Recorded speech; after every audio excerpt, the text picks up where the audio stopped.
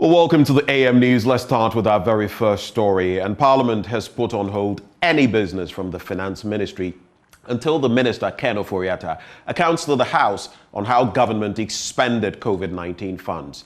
The ruling of the Speaker, Alban Bagbin, followed a push from Minority Leader Haruna Iddrisu, who argued that the Minister was taking the House for granted.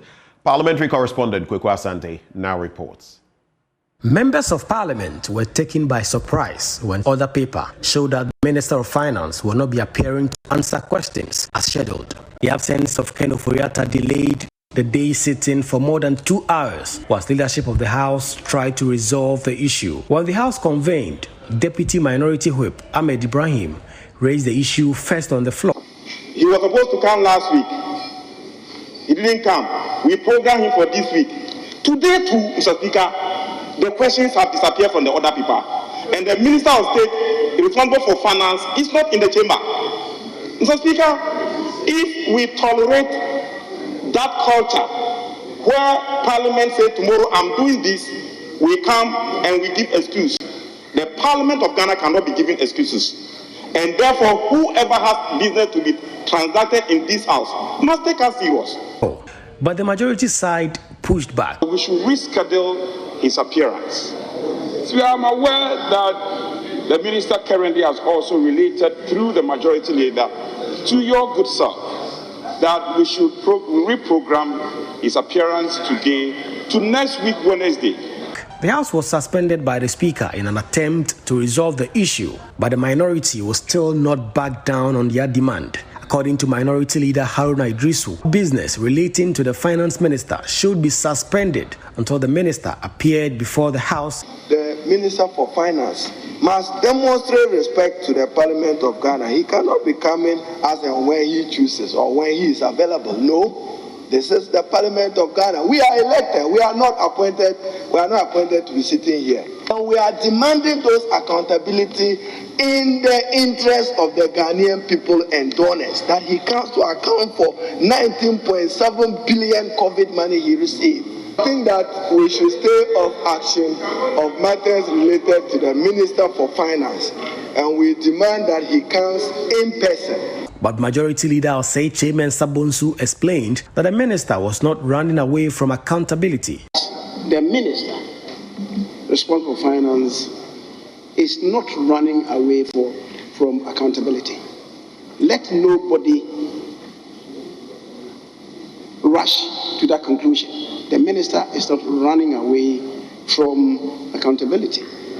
The bulk of the questions Finance Minister Ken Ofori-Atta was expected to answer are related to COVID-19 expenditure. According to the minority, government has not shown transparency in how they've managed COVID expenditure.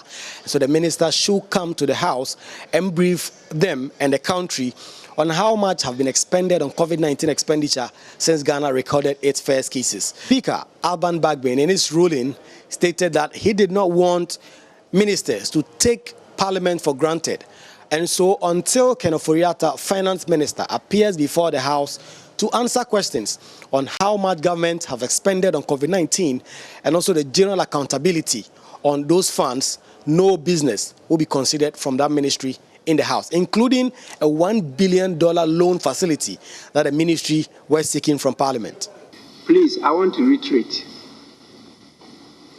When questions are asked of ministers, we expect the ministers to be here to answer the questions.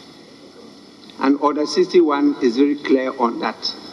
Let me say that this House can decide that we will not allow a minister to present or lay business before the House. Direct the committee not to consider the business until the minister fulfills the request of the House.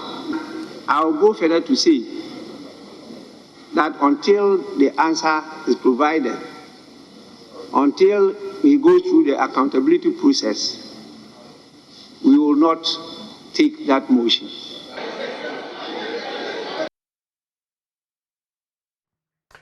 Now, in our second story, Vice President Dr. Mahamudu Bawumia is asking public universities to put their internally generated funds to proper use to support government's efforts at improving infrastructure. Highlighting the University of Professional Studies as an example, Dr. Baumia said the implementation of the free senior high school program has now put a strain on government's financing, and schools would have to put in more than ever before on their own to sustain their school.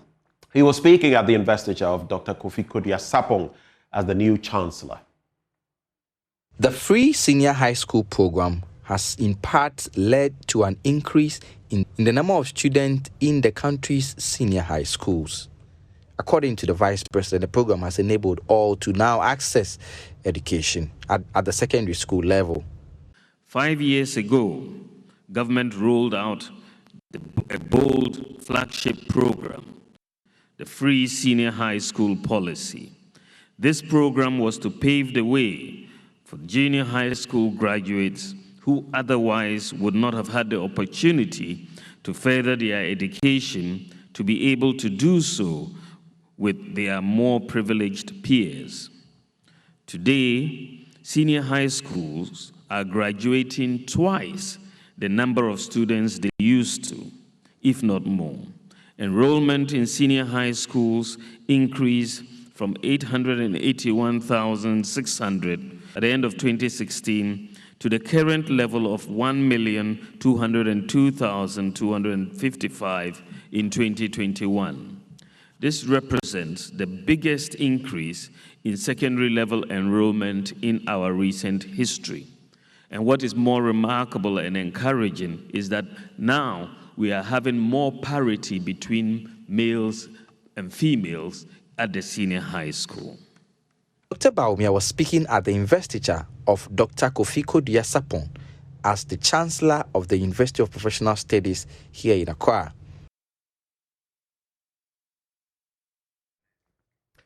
Staying with the politics, Member of Parliament for Bantama, Francis Asensubuachi, wants the Ghana Education Service to look into allegations that some authorities at the Kumasi Islamic Senior High School incited pupils to protest. 38 students were hospitalized after clashing with crowd control police while protesting vehicular knockdowns of teachers and students of the school. Mr. Asensubuachi says culprits should be punished. Ohiming Tewi of our security desk now reports. Students of the Islamic SHS blocked the main Abreport Junction Barakesi Road to traffic amid chants to protest pedestrian accidents involving students and teachers of the school. The angry students pelted crowd control police, who responded with warning shots, tear gas and pepper spray. A committee, chaired by former Ashanti Regional Director of Education, Safu Kantanka, has been set up to investigate the disturbances.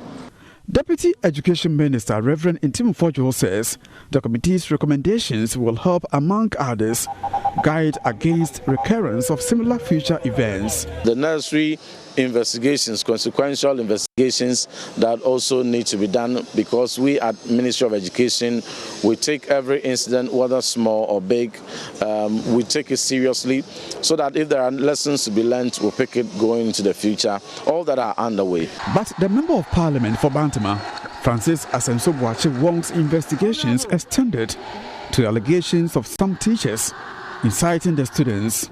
Interacting with school authorities and students, he said, such an act which puts the lives of children in danger should not be countenanced. There is an allegation that the students were incited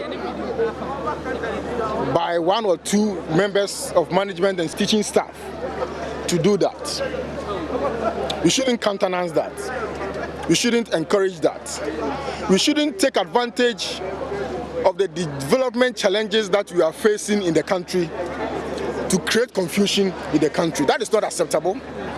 And it is on that note that I want to urge the Ghana Education Service to conduct a full-scale investigation into this allegation so that it will guide future occurrences, future incidents, so that whenever there is a problem in any school, kids will not be incited to go on demonstration. Meanwhile, clinical psychologists have been providing psychotherapy support to the over 5,800 students of the school. The Police Intelligence and Professional Standards Bureau, PIPS, led by DCOP Lydia Donko, has also interrogated school authorities as they look into the conduct of a police team deployed to the school. From Kumasi, for Joy News, I'm reporting. Well, in Ghana, 50% of children living in agricultural households are reportedly engaged in child labor. More than 90% of these children engage in at least one form of hazardous work. The Adanse South District in the Ashanti region is one of the many communities in Ghana confronted with a worrying challenge. Farmers and officials within the district say the lack of educational resources and poverty push many farmers to engage in the act, affecting the future of many children at school-going age. There is more in this report. Approximately 2 million children are engaged in cocoa production in West Africa, primarily in Ghana and Ivory Coast. Adanse South is home to over 90,000 people, with 3/4 of the population engaged in food and other crop production. Abject poverty and lack of educational resources are a few of the root causes of child labor in the area. Isaac Obi Menu speaks for cocoa farmers in Adanse South District. Because we do not have money, we force our children to go to the farms.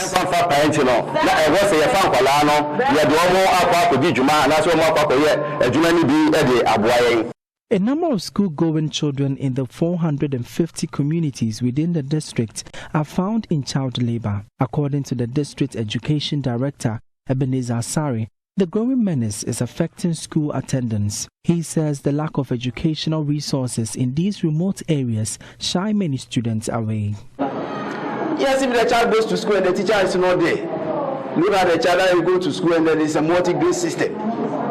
He may decide, okay, if I go to school and I don't have the teachers over there, it's a multi-grade system. The child is supposed to be class 1. You combine class 1 and class 2. Then the child may decide then to follow the mom or the dad to the farm. As the primary state advocate against child labor, the Social Welfare Department in the district is challenged with logistics. Richard Wiafe is the Social Welfare and Community Development Officer. 400 communities in the Adanse South District, and we can't use our own resources to get to all the communities in the district. We need help. We need help from the authorities, from government. In a bid to eradicate the growing statistics, Nature Aid Ghana is providing financial and infrastructural support to the communities. Joseph Barado is Executive Director. About 3-4 years ago, we conducted some research here and realized that about 42% of the children were involved in child labor. So as a result, we're looking for funding to support the activities. Fortunately for us, we have support from DK Ostra to support us. We want to create awareness to the public, to the cocoa farmers, that it is important their children work, but then the work should not interfere in the children's school. It should not affect their health. It should not affect their future career. For Joy News, Emmanuel Bright-Kweku reporting. Now, the Electricity Company of Ghana is courting the support of its customers to reduce the losses the company incurs on a monthly basis, according to the company. The losses of close to 30% it suffers go beyond the unacceptable international threshold. Speaking at a media briefing in Cape Coast, Director of Customer Services at the ECG, Abraham Abebrese, indicated the company had given a month's moratorium for all those whose activities contributed to such losses to report it to their offices for redress or else face the consequences. Here's Richard Kwejunyako's report.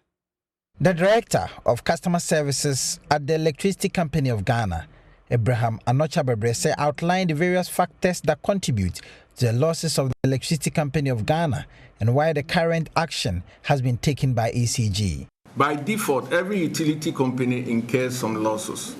And as Electricity Company of Ghana, we also incur some losses. And these losses are both technical and commercial. PURC, as our regulator, has given us a benchmark to attain in terms of losses. And the current benchmark is 22.6 for us to achieve. But as we speak now, our losses ranges between 28-29%. So this exercise will help us to bring the losses down to the benchmark that PURS, and possibly even go beyond what PURS is asking us to achieve. So that is the essence of this exercise. We want everyone to come out willingly so that we can rectify any situation which is causing leakages and, for that matter, causing losses to the company. Mr. Bebrese says there would be consequences after the moratorium given by the company and want customers to help them to reduce the losses. If they don't come out, we are giving the moratorium for 1 month. If they don't come out, we are going to deploy our men on the field to check every meter, and I mean the word every meter, not every house, every meter, to find out whether the meter is functioning effectively. If we find out that there's any default with the meter as a result of actions or inactions of the customer, we are going to take the customer on, as I said.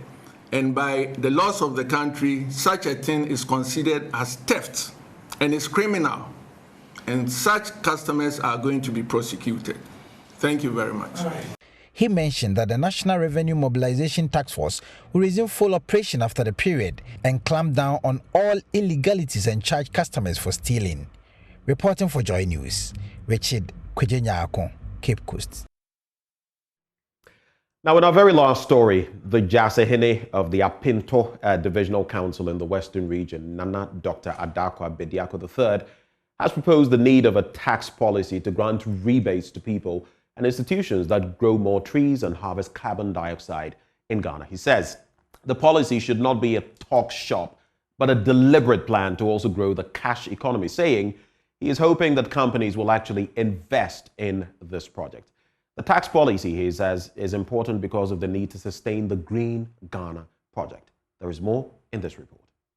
Nana Bediako made the suggestion at a tree planting event organized by Goldfields Ghana Limited to mark this year's Green Ghana Day under the theme Mobilizing for Greener Future at New Atuabo. He stressed companies can actually buy into this project and sell carbon under a tax rebate policy. This, he says, will rather encourage people to plant more trees.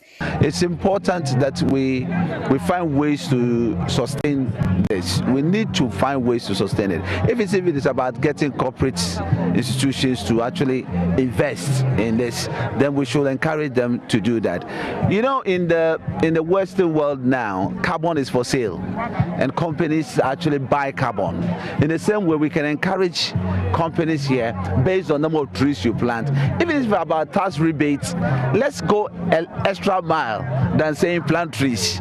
But if we can actually count the number of trees and can use that to give you some tax rebate or anything, then it will be encouraging. People will go into it more, and companies will take it more serious than they are doing now. The Municipal Forestry Officer of the Forestry Commission, Vincent Apia, also expressed concerns about the trend of climate change in Ghana and their effect on weather patterns and droughts. He also noted that traditional concept of conservation could be adapted to save the forest from depleting, adding they need community collaboration and action. Well, when I was young, I remember when we went to farm, our mothers would say, well, this is timber tree, so let's not cut it.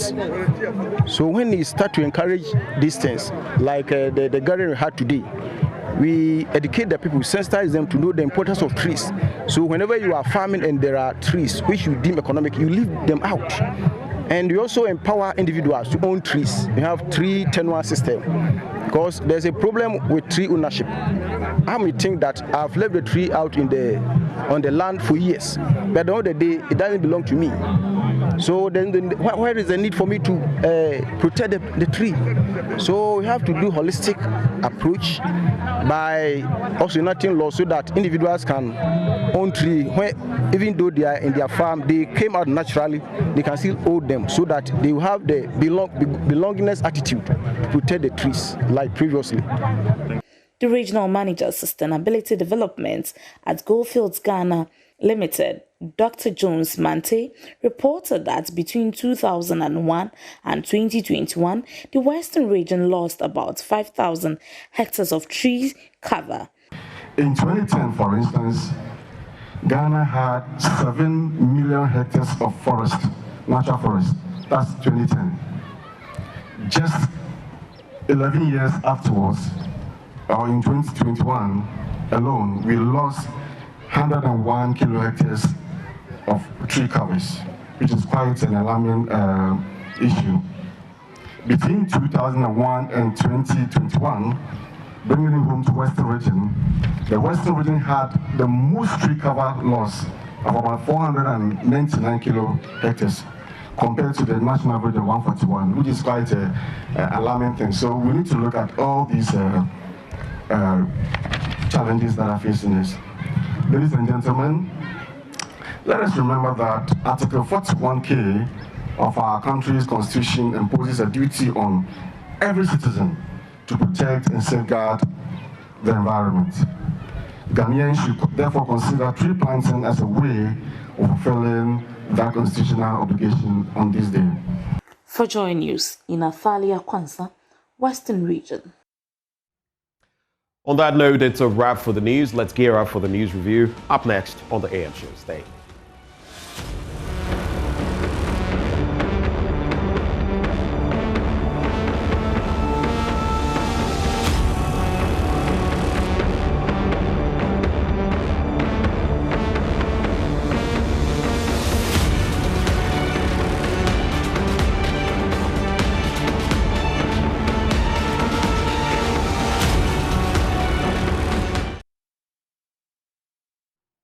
My name is Benjamin. I'm proud to give you Bernice and Brace. A very good morning to you guys. Good morning. How are you, Benjamin? I'm well. Even when I'm not well, when I see you guys there, you see the smile. Smile. It gets Hello, everybody. Good morning to you. Thank you for joining us. I'm trying to cut him off. My choir. Please, no. I'm the choir's headmaster. We'll not give you time for mischief. Why? All right. So Bernice doesn't love the hype or what? Because this man is trying to hype. It's mischief. Okay. Right. Okie doke. All right, so I have this morning the Daily Graphic, Ghanaian publisher, the Custodian newspaper. How about you, Bernice? I've got the Ghanaian Times and the Finder. I have the Daily Guide, the Accra Times, and the Republic Press. You know, when he started Accra Times, I'm sorry, but eventually, I ideally thought Accra Flood. Oh, come on. What is that? Anyway, it's in your subconscious. It's in my subconscious. But that's how bad now it when is. I hear Accra, especially around this period, the first other thing that comes to mind is flood. That's how bad it is, unfortunately. But you know, it doesn't even rain in Accra like it does elsewhere. No. Yeah. You know, sometimes we focus so much on Accra. Go to some rural areas. The rains Kumasi rain is not a joke. It's not a joke this thing. The rains that Western region gets is, I'm not sure Accra can compare itself, but Accra gets flooded anytime it rains. Yeah. So maybe we need to check the drainage system here. Because the other time, even yesterday, it rained the whole day in Western region, in Takoradi. And my kids were asking me, is it raining in Accra? I said, no, it's not raining. And they were surprised. I said, yeah, that's how it is, because Accra doesn't have a lot of trees. Trees do play a role in the number of, amount of rain you have. So Accra doesn't have it. And I wonder why anytime it rains. So we need to look at the architecture of our... And today, just to mention, we will be having a conversation about that. But let's get into the papers, shall we? The front page of the Ghanaian Times, government secures. So I'm going to, before you get into government securing that, I just want to look at this. Yesterday, we had 2 absenteeisms, especially when we're talking about absenteeism in Parliament. I just find it funny. Pardon me, I would have forgotten to be this mischievous. So, Health Minister, Dr. Kasiela Forson, he's absent. No. Health Minister. Yes. No. You're not getting me. On the issue of Dr. Kasiel. Okay, so Dr. Forson. Okay. He's supposed to show up. Kwekwaji is supposed to show up. Okay. And he didn't. And then, it just got me laughing when the finance minister as well didn't show up, and then it got Parliament, Well, he's gotten the warning from Parliament that, look, we'll never do any business. But really, will we push it that far? No, but he needs to go and... Will we push it that far? But you see, so unless you come and do this, none of the business... This raises a lot of questions. We've seen it happen in other countries, where even the president, addresses the nation to account for what monies were used for COVID-19, okay, and how they were spent. Why is it difficult? Yeah. So we keep, and the minority has been pushing this for a very long time. So yesterday, we had the assurance that the minister was going to come and account. Mm-hmm. Why? What's the problem? Why is it so difficult for us to do this? Why is it so difficult for us to do this? As long as he continues to do what he's doing, it raises doubt. Exactly. Because if you have spent the money, you know how you spent it. How difficult is it to come and tell Ben that, oh, the 1,000 cedis you gave me, I used 200 cedis to buy a shoe. I used 50 cedis to buy, lunch somewhere. How is it difficult? And so once you are trying your best not to appear before Parliament, because that's what the law says. The law has given them the power to summon you to come and account for every expenses you undertake. So if the man is failing to appear, it raises doubt and it gives credence to all the... I guess on the back of what the speaker said, the only song that comes to mind is that latest hit, Booga. Ghanaian Times newspaper. On the front page of the Ghanaian Times, government secures $24.9 million loan for agric mechanization plant. And it comes along with a photo of the finance minister, Ken Ofori-Atta, and Mr. Selva Kuma, and they're holding the document of that particular agreement. Also, 5 foreigners grabbed for selling unwholesome products. I'm happy about this, but can we have more of that? SNIT rolls out electronic scheme to ease payment of contributions, and 538 physician assistants and anesthetists inducted. And the details of that story. Yeah, that's a good one. The anesthetists sometimes you go to places and yeah. That's a very good. That's a very good one. But I'm interested in this 5 foreigners grabbed for selling unwholesome products, and the story is on page 3, written by Francis Dabri for Bolgatanga. A circuit court in Bolgatanga has remanded into police custody 5 Nigerians for allegedly selling counterfeit and unwholesome products to unsuspecting customers in Zebila. So it gives us their names, and they're being held on charges of conspiracy to commit crimes, selling of unwholesome products. And the prosecution is yet to furnish the court with a report on a forensic laboratory test on the products impounded. Okay, so these are detergent for cleaning homes, kitchens, and workshops, with a clear warning: contact with eye and foodstuff should be avoided. Okay. They were also suspected to be selling unwholesome herbal products. So a search in their room revealed large quantities of assorted liquid substance in containers with inscriptions such as LDC teeth solution care, anti-infection solution, and teeth problem solution. Okay, these are all suspected to be unwholesome herbal products. So if you live around that area, you just want to be careful. If you've purchased anything with such an inscription on it, we are being told that these people have been arrested for these. But we really have to be very careful. Sometimes we take it for granted when it comes to these herbal remedies. I mean, you really need to know what you're drinking. I've been in a hospital before, and trust me, this person had, I don't know whether it was malaria or something, and took some herbal remedy. Look, you see parched earth when there's a famine, no rain, and the land packs up like that. Yeah. That's how this gentleman's skin, from head, the scalp, to the soles of his feet. And it was exuding, I'm sorry, it's too early in the morning, but I just want you to know, it was exuding this yellowish pus. And he eventually, passed that ward. But the suffering he went through, I will never forget it. And it was all because he drank some herbal concoction that had been giving him that it would, I don't know whether it was typhoid or something. So please, be very careful. You never even know what you are allergic to. You go and drink it. Let's really watch. The best is to look out for the ones that FDA has certified, Yeah. And then Okay, so this other big one, gentlemen, we've been heavy on this during the week. Akratamba motorway opens today after completion of repairs. We know that our man is on the ground. He left early in the morning to monitor, because we were told at 6 a.m. traffic will be, traffic on that stretch where the bridge is being fixed will be open. And so that's basically it for the Akratamba motorway. We also know that it is immaterial how much we spend. Those of us let's spend the money. Those of us who don't doing it should keep quiet. That's what he said. Keep quiet. Anyway, but are you talking about the motorway? But I'm happy about this, agri mechanization. Okay. I've always said that since Professor Mills' time, I've had budget that we've spoken about setting up mechanization centers in the regions, but there's little to show for. Last 2 weeks, I was on a rice farm around Takwa. And if you listen to the... Oh, there are rice paddies in Takwa? Oh, yes. Oh, that's Takwa Simply Takwa itself is a heavily... is an area where you can grow a lot of rice. Shama, you can. Pristia, Western North. There are a lot of places you can... It depends on the soil, yes. And then the rain patterns as well. And so I'm happy that we're going to buy machine because they need machinery. If we have it, we can do a lot. Great. Well, let me go. No. The front page of the Daily Guide is very interesting. Please give us all the stories before you go to. Yes, it reminds me of Bridget Dokpenuku's punchline for the Daily Guide and the was it? The Finder. The Finder newspaper. It just brought it to mind.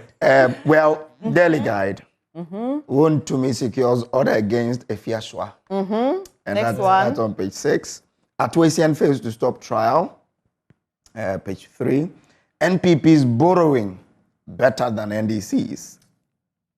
Okay. How is that a story? I mean, this is the same thing Bridget was. Read everything before you go into the details. Happier times. Joyce Blessing's husband denies video. Okay. Is that your Have you seen the video? No, I haven't. Okay. You have it? Me neither. You haven't. Okay, so I was scrolling through social media, Facebook to be precise, yesterday, and I saw a video of Joyce Blessing looking like I've never seen her before. And this was because, I mean, in our private moments, I mean, we are who we are. I mean, not the way we want to put up appearances. Yeah. So she looked a bit scruffy and she was holding a bottle and, apparently it's red wine and she looked a bit tipsy. And, and somebody leaked this video. And so her management released a statement yesterday. Supposedly an old Nana Agrada, a.k.a. Evangelist Pat. Yes. Okay, so she's been having this social media beef with her. And so she came onto social media to show the videos in a live broadcast. So her management said, well, these videos were sent to her husband. And, she and her husband are in court. They're trying to dissolve their marriage. And the gentleman says he wouldn't have come out, but for the tag. So he feels once they said the videos were sent to him, then it suggests that he leaked them. But he says in the first place, the video was not even sent to him because he is not Kwame. But Joyce was addressing a certain Kwame in there. But it brings to mind, gentlemen, even talking about Wontumi and Efiashwa. I don't know how you people feel about this new dimension of beefing, where if I have a problem with Benjamin, because I can't go to Benjamin's house and fight with him, but I know he will see the video and post him. I sit in my room and I and sometimes the language, the attacks. We've seen... You want to know my opinion? Absolutely rubbish. We've seen live, quote-unquote, invocation of curses, and I'm just asking myself, what are we doing to ourselves? I don't even want... What example are we setting for our little ones? These little ones, they will grow up and become a reflection of us. And sometimes I see these things. I think we should blame ourselves too.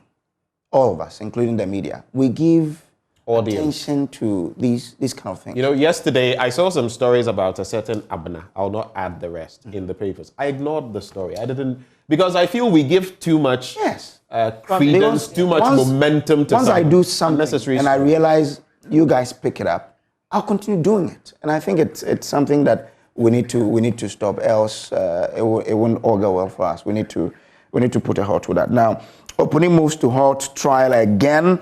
Now, let me read a letter of the story. It says, the embattled former Chief Executive Officer of Ghana Cocoa Board, Dr. Stephen Opuni, has renewed his move to temporarily put his trial on hold by filing another application for stay of proceedings. Now, the application filed before an Accra High Court, where he and businessman Seydou Agongo are standing trial for allegedly causing over 217 million financial loss to the state, is challenging the trial judge's order on him to call his fourth witness. Now, you remember that his third witness, I'm told, is in the hospital, and because of health challenges, he cannot appear. So they had to use, the technology means. But I'm told that the mechanism has been rented by another person. So the judge says, okay, if that's the case, then we can't wait for him. Call your fourth witness as we wait for the third witness to recover.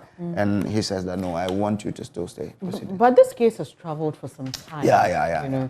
Anyway, so Benjamin, what do you have? The Daily Graphic quickly. Graphic Courier marks second milestone. Repair works on motorway completed and plugged loopholes in procurement processes. Chairman Sabonsu to MDAs. I'll just focus briefly on that. The Minister of Parliamentary Affairs, Osei Chairman Sabonsu, has called on ministries, departments and agencies to plug loopholes in procurement processes to ensure value for money for the nation. He observed that between 75 and 77% of the annual national budget was spent on the procurement of goods and services, and therefore, MDAs had the responsibility to seal all loopholes that allowed unscrupulous people to manipulate the system for personal gain. I agree wholly with him, but I also ask myself, especially knowing that 75 and 77% of the annual national budget is spent on the procurement of goods and services. What do we do? Over the last 5 years, what has this administration done in terms of plugging those loopholes? So again, it goes back to what I often see. A lot of big talk, very little action. We all saw what happened with the former PPA boss. We've seen a lot of things that have been taken up in Parliament and outside of Parliament. So while this is very heartwarming, I take it with the smallest grain of salt. Talking about procurement, this morning on the 6 a.m. news, we did a story where the chairman of the Public Accounts Committee says they've cited... Is that Kluchaveji? Yes, James Kluchaveji. They've cited some top officials of the Ghana Cylinder Manufacturing Company, including its CEO, Francis Esiam, for prosecution. So they say they allegedly breached procurement laws and used sole sourcing when it was not necessary. And so they forwarded this to the Attorney General's department. But again, that question, I remember 2-3 years ago when the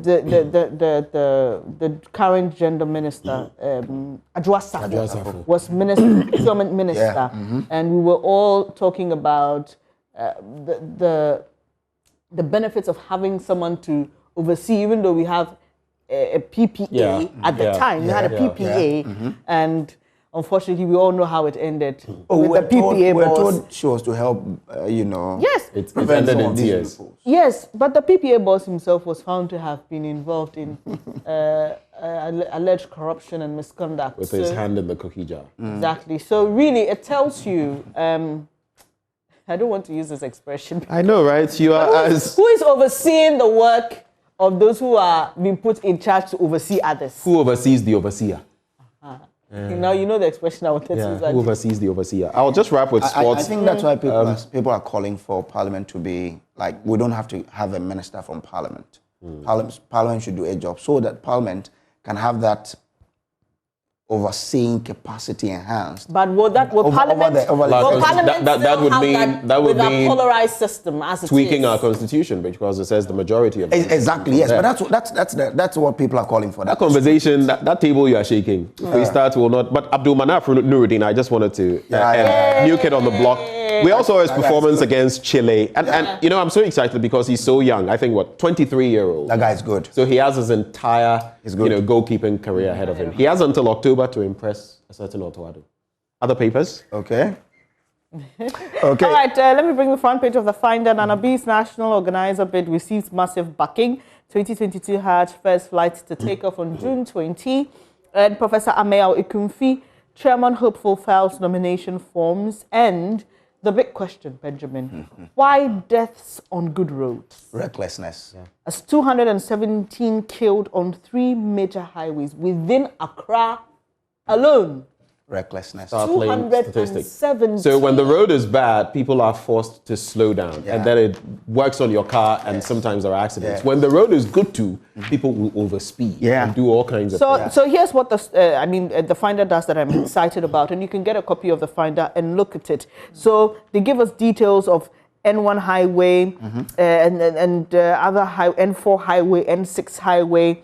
And it's disheartening, guys. There's just something wrong with us. There's something wrong with us. So one day I was going home on the N1, and this heavy-duty truck, you know, these ones that carry sand for construction, was entering from a certain point, and the speed with those ones are the most reckless. You know why? They feel they are absolutely reckless. I was shocked. Well, not all of them. Yeah, not all of them, but I was shocked, and I just turned to look at the driver, and I'm saying, how do you enter a major highway that way? Yeah. He would have crushed the vehicle on his side. It was the reaction of the driver that saved him and the other occupants in the vehicle. Some drivers are too reckless. Now, the Accra Times, Parliament to be the savior over the falling reputation of democracies. Who's saying this? I beg. This man, he says he wants to redeem democracy in Ghana. My vision, my priority is to break the 8 jinx in 2024. That's according to Charles Bisu. Then he has a lot of work to do, if you ask me. Oh, really? Yeah. But he has what it takes to. That's what he says. But I'm saying explaining. Breaking the 8 takes a lot. Comes, especially in our times, and following the level of frustration that people feel and the level of frustration people pour out to us every day. Now, if you look at what he did in the Western region, where they were having 8 seats, when he came, he said, I would increase it and doubled it to 16. I think from that experience, maybe I can, with all that is the delegates will decide. The things coming to mind, anytime I hear Charles Bisu, certain things come to mind, so I'll just zip my mouth. Okay. Are you done with your story? So let's just do this quickly and then... Let's do Republic Press, yes. Yeah, okay. Let's do this. Now, Malians, Nigerians invade Kaswa, hijack ice cream shoemaker, a DAE business as terrorists. Is this 1,000 go, 2,000 come? No, but guys, see, on a more serious note, so a relative of mine went into Kaswa last week. He was following up on a case for a Nigerian who had been brought into the country to do Sakawa. Okay, so there's a lot of trafficking happening in this country, and the Ghana Police Service, we know you are aware, but we need real action. So what these guys do is that they come to Nigeria, they go back home, and the guys see them, oh, you're looking so good. It's like, oh, there's a lot of good business in Ghana. And let me just add that there are Nigerians doing good business here. Yeah, sure. I have so many friends who are doing genuine business, but of course, we know there are. So these 2 cases I want to wrap this up quickly. So this guy comes, they camp him in a house in Kaswa, and they give him all the goodies. After 1 week, they say, take a laptop. This is the job you're doing. The guy says, I can't do it. They seize his laptop and his documents and they throw him out. Oh. Yes. By his fellow Nigerians? Of course, yes. So they brought you here. So he says, until you give us the money we spent to bring you here, I'm not giving you back your items. And that is a problem. Look, they are there. There are so many of them. And it raises a lot of security questions about these foreigners there. Well, there's another story on the Republic that caught my attention. Hide your husbands. SHS students warn as they return home. Charlie, so when I went to Infantsman Girls, I heard something like this. That, older generations, when they come back from school, the women will start saying, hide your husband. But no, but that's the indiscipline thing that we need to tackle. Why would an SHS girl tell an elderly woman that hide your husband because I'm coming home? All right, where from that? Just quickly wrap it up. Oh no, I'll just do one story from Ghanaian publisher. FGM, female genital mutilation prevalence rate reduces to 3.8%. And as we wrap, I would have done this birthday. I'll save it for later. Well, there is still some prevalence. There's a 3% that exists. I thought FGM was 3.8%. But on another note, a very mischievous note, have you noticed something different today? No. Oh, haven't you noticed someone's latest integrated phone? At this point, 25. We'll take a quick breather and we'll bring sports. But I'll investigate this right after the news review is done. Please stay with us. Sports is next, and then we come back to have our big story. So stay.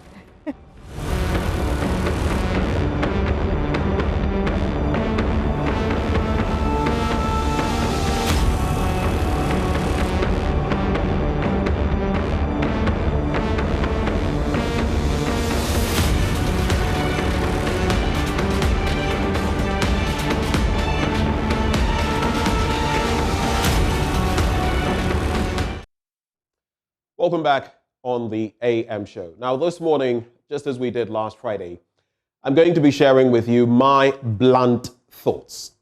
And it is titled, The Ghana We Want, The Ghana We Have, and The Ghana We Could Create. Now think of the topic on which I'm dilating this morning as a reflection on Ghana today, the Ghana of our dreams, and the path to that futuristic land flowing with milk and honey.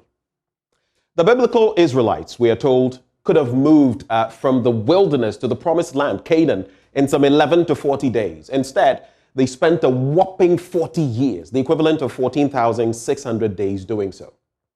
Just as the Israelites of millennia ago, our failure to reach our own promised land, in our case, our failure to rise out of underdevelopment as a people, is self-inflicted. The Israelites, mainly because of a lack of trust in God, disobedience, grumbling, and what have you. For us, Ghanaians, owing to our sheer selfishness, military experimentation in politics, and our poor choices of leaders over the decades. Ghana now is 65 years. In another 35 years, in 2057, Amma Ghana, as we fondly call our motherland, will be celebrating her centenary anniversary. But will there be anything worth celebrating when we get there? That's the dilemma of the ordinary Ghanaian. It is the headache we all have to grapple with, especially considering the abysmal shows of our leaders in the Fourth Republic. There's a proverb by the Betty people of Cameroon that says, "You cannot run faster than your shadow." How true indeed that saying is. Since the 24th of February 1966, the very soul of Ghana has been doggedly shadowed by largely mediocre, visionless leaders who have left us a third-rate country, when in fact, we could and should have been rubbing shoulders with those in the first world. We are paupers by our own design. According to some studies, if Ghana had taken advantage of its manifold resources, we could have been a developed nation in the 90s. In fact, by 2007, when Ghana marked its first half-century, we should have long been there. Yet at the ripe old age of 65, we're still running around cap in hand, begging for alms. We are a beggarly people who cannot even fully fund our own budget and must rely on external organizations and powers. True, we are not an island, and even the United States is indebted to some extent.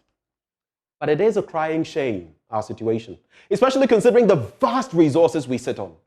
We're very much like the proverbial prodigal son in the Bible who out of foolishness was destitute and wished that he'd be fed the pods meant for the pigs he tended, when in fact, back home, in his own father's house, even servants had more than enough to eat. That's how we are. We have it all. Yet since our national treasures can only cater for everyone's need but not everyone's greed, we remain in the quagmire of penury. And it's so pathetic considering the vast wealth we possess. So instead of possessing the nations, other nations are possessing us. But you see, it all boils down to the piss-poor leadership that I've been speaking of ad infinitum.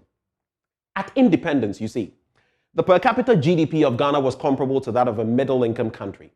We had some good foreign reserves, infrastructure that was relatively well developed, and a pretty well-educated labor force compared to most of our sub-Saharan neighbors. Our economy, which up until then had been mostly focused on extractives like gold, was substituted, at least until Nkrumah was ousted in that bestial coup, by one that was hinged on an import substitution industrialization policy. But then the overthrow of Nkrumah's government occurred, and it was all downhill from there. With Nkrumah, Ghana started off on a very good footing.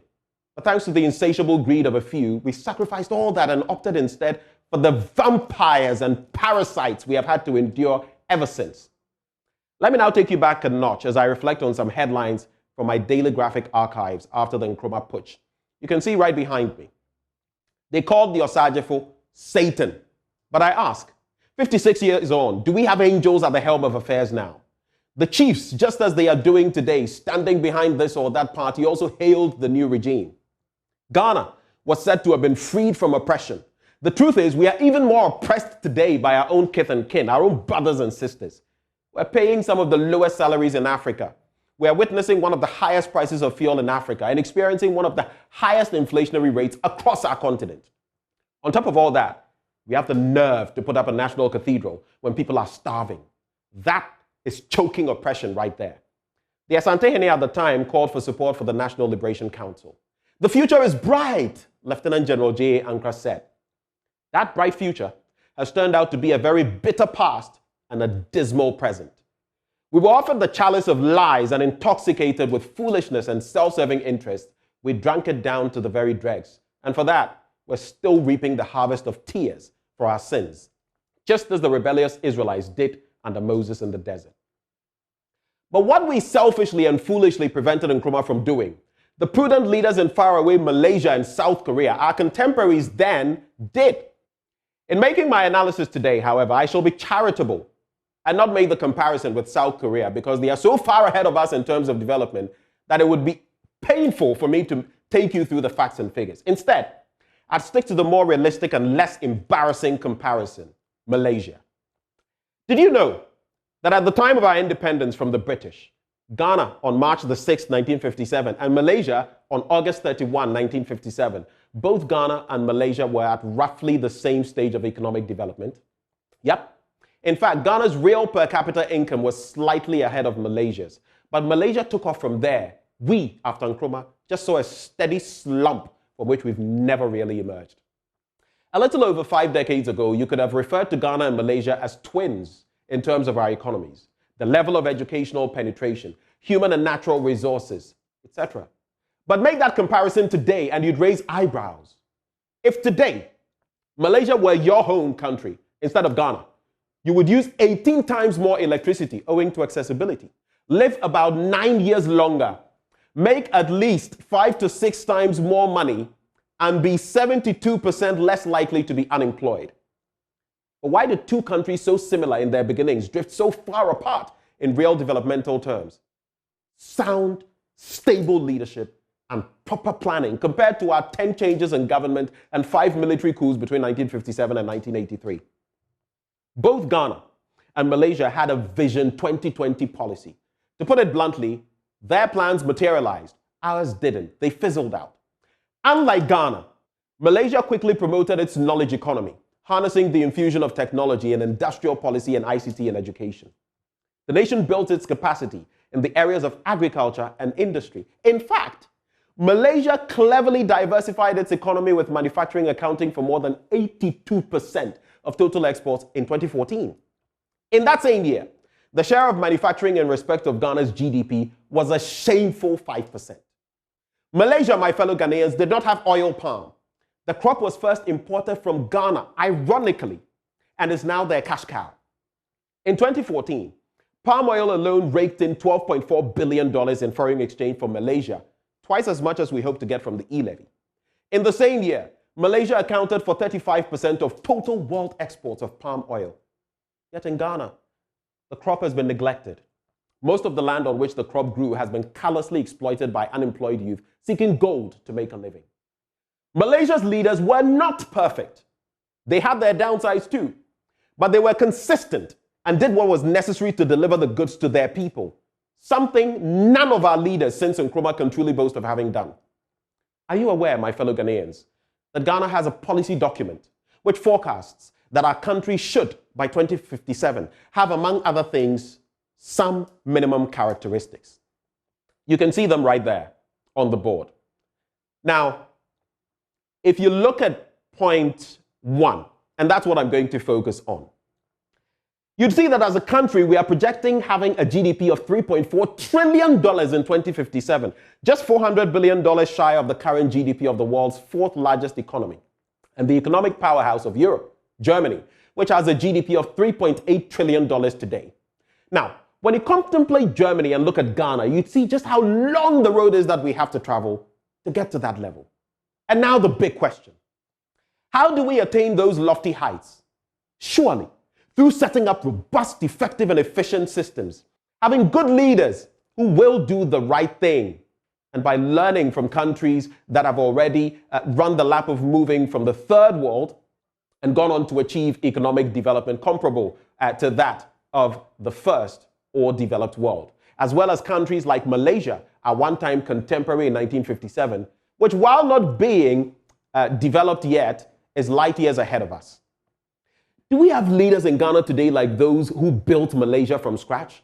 God-fearing, honest, principled, decent, disciplined, selfless, and committed to the national cause. Maybe Malaysia's leadership was not all of those things, but they still got the most important job done for Malaysia and Malaysians. Our leaders always want to show they believe in God, so they are often spotted in church and at the mosque. Yet have they been able to give us the goods God would want them to have provided for his people? Even today, After 65 years of independence, Accra still floods every year without fail, like clockwork. It rains and your heart is in your mouth because you're afraid your room may get flooded and all your stuff get ruined, or the road to your house could be impassable, or even worse, lives could be lost. We do not have leaders, I assure you. What we have are political passers-by. They come, make the most of their positions, milking them for all they are worth, and then they are gone. Poof. It's as simple as that. But for us, the masses, this vicious cycle often means not just great suffering, but even death sometimes. One thing we have had in leadership for sure is a lot of big talkers whose only expertise is expatiating what they would do, but never really doing much. Leaders who build castles in the air when they cannot even manage the simplest projects on firm land. Leaders whose chief skill is putting personal interest over and above the public one. Leaders who always are filthily rich at the end of their tenures, while most Ghanaians, the masses, are all the poorer. Look at the next list. Our leaders, from the president to the members of the Council of State, look at the ex gratia they get. Just look at that. From the president, over 659,000. Look at all of those. Just take a look. Cabinet minister, non-MP, member Council of State. But you, how much will you get when you pension off after 25, 30, or 40 years of labor? Peanuts? But you aren't a monkey in a zoo, are you? To be handed peanuts after working your entire life. If you're fortunate enough to even get a job to do, that is. Think about that. I can tell you this for a fact. For as long as we keep electing such leaders for our country, Ghana will make no real strides, or at best, make very little progress at joining the developed group of nations. Like Professor P.L.O. Lumumba says, you cannot elect hyenas and act surprised when they feed on the sheep. Hyenas are carnivores. That is exactly what they do. They are opportunistic hunters who predate on helpless animals like sheep. Well, guess what? In this equation, our leaders tend to be the hyenas, and we, the masses, always are the sheep who docilely vote for the hyenas which continue to despoil us. Put differently, our situation is akin to that of the poor trees in the forest which kept voting for the axe to be their king because it succeeded in convincing them, since its handle was made of wood, that it was one of them. Little did the trees know that the same axe was the one hacking them into oblivion, laying them to waste. We are caught in a similar web, I tell you. But who, I ask, will be our savior? Who will be the new Nkrumah? Definitely not the breed of misleaders we have seen since the inception of the Fourth Republic until this very day. Most definitely not. But if things are to change, how shall we get there? Even now, we must push our leaders through the mechanisms that foster accountability, make more use of our court systems by suing governmental institutions and individuals that break our laws, and be more willing, regardless of the political party lenses we wear or from where we hail, to call a spade and speak truth to power. We must, as a people, compel our leaders to give us what we deserve, else we are doomed, all of us. As Patrick Wyman says, treating politicians like imaginary friends instead of public servants accountable to their constituents who have to be pressured and browbeaten into doing the right thing is one of the great pathologies of the 21st century. The word pathology, as used in this context, refers to an abnormality. It is indeed abnormal not to want to hold leadership, especially political leadership, accountable in any serious country. But that's precisely what we do here. We are experts at shielding our lying, thieving politicians. Maybe not all of them, but again, the interest of a few over that of the many. There's one stark truth you should know. Ghana, you see, is not poor. We've never been. We are, however, poorly managed, which is why we appear to be poor. We have accepted to don the cloak of poverty when, in fact, we have the clothes of abundance lying at our very feet. Now, go back to what you see on the wall. We'll take a look at how it started for Ghana and how it's going. That is how it started for Ghana. Together with Malaysia, look at the GDP. Similar. Look at the GDP now in 2022. In the early 1960s, we were producing things here across the country and even neighboring West Africa. Today, even toothpicks, after 5 years of 1D1F, we are nowhere near even catching up with the number of factories that Nkrumah put up, while having more modern equipment and all the logistics that you can think of. Let's move to the next slide. Look at the widening gap when it comes to GDP per capita. Look at where Malaysia is and look at where we are today. Just look at the difference. Just look at that. Let's go to the next slide. Per capita, figures in dollars. Look at where we were. 1960. Look at where we are now.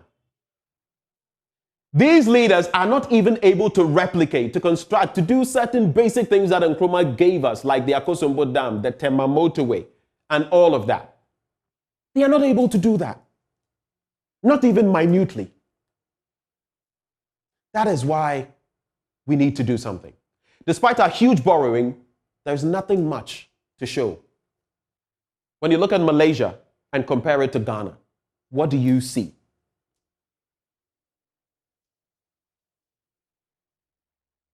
What do you see Ghana for? What do you see? So, this is it. The bulk of the work lies predominantly at the feet of our leaders, but also with you and with me. Let's make the right choices for the sake of Mother Ghana, for the sake of our progeny, our children, and their children after them, and many generations to come. Ama Ghana is counting on all of us. Else come the next 35 years, when Ghana is 100 years old, we shall be there again, pan in hand, begging for alms from countries who don't even have a quarter of the resources we have. We shall be plaintive, poor, sick, homeless, jobless, feckless, when in fact, we could have had it all. That Ghana flowing with milk and honey, our dream Ghana, will not come to us on a silver platter. We must love it enough to fight for it. My name is Benjamin Akaku. I don't sugarcoat it for anybody. These are my blunt thoughts, raw, unedited, unadulterated. God bless Ghana.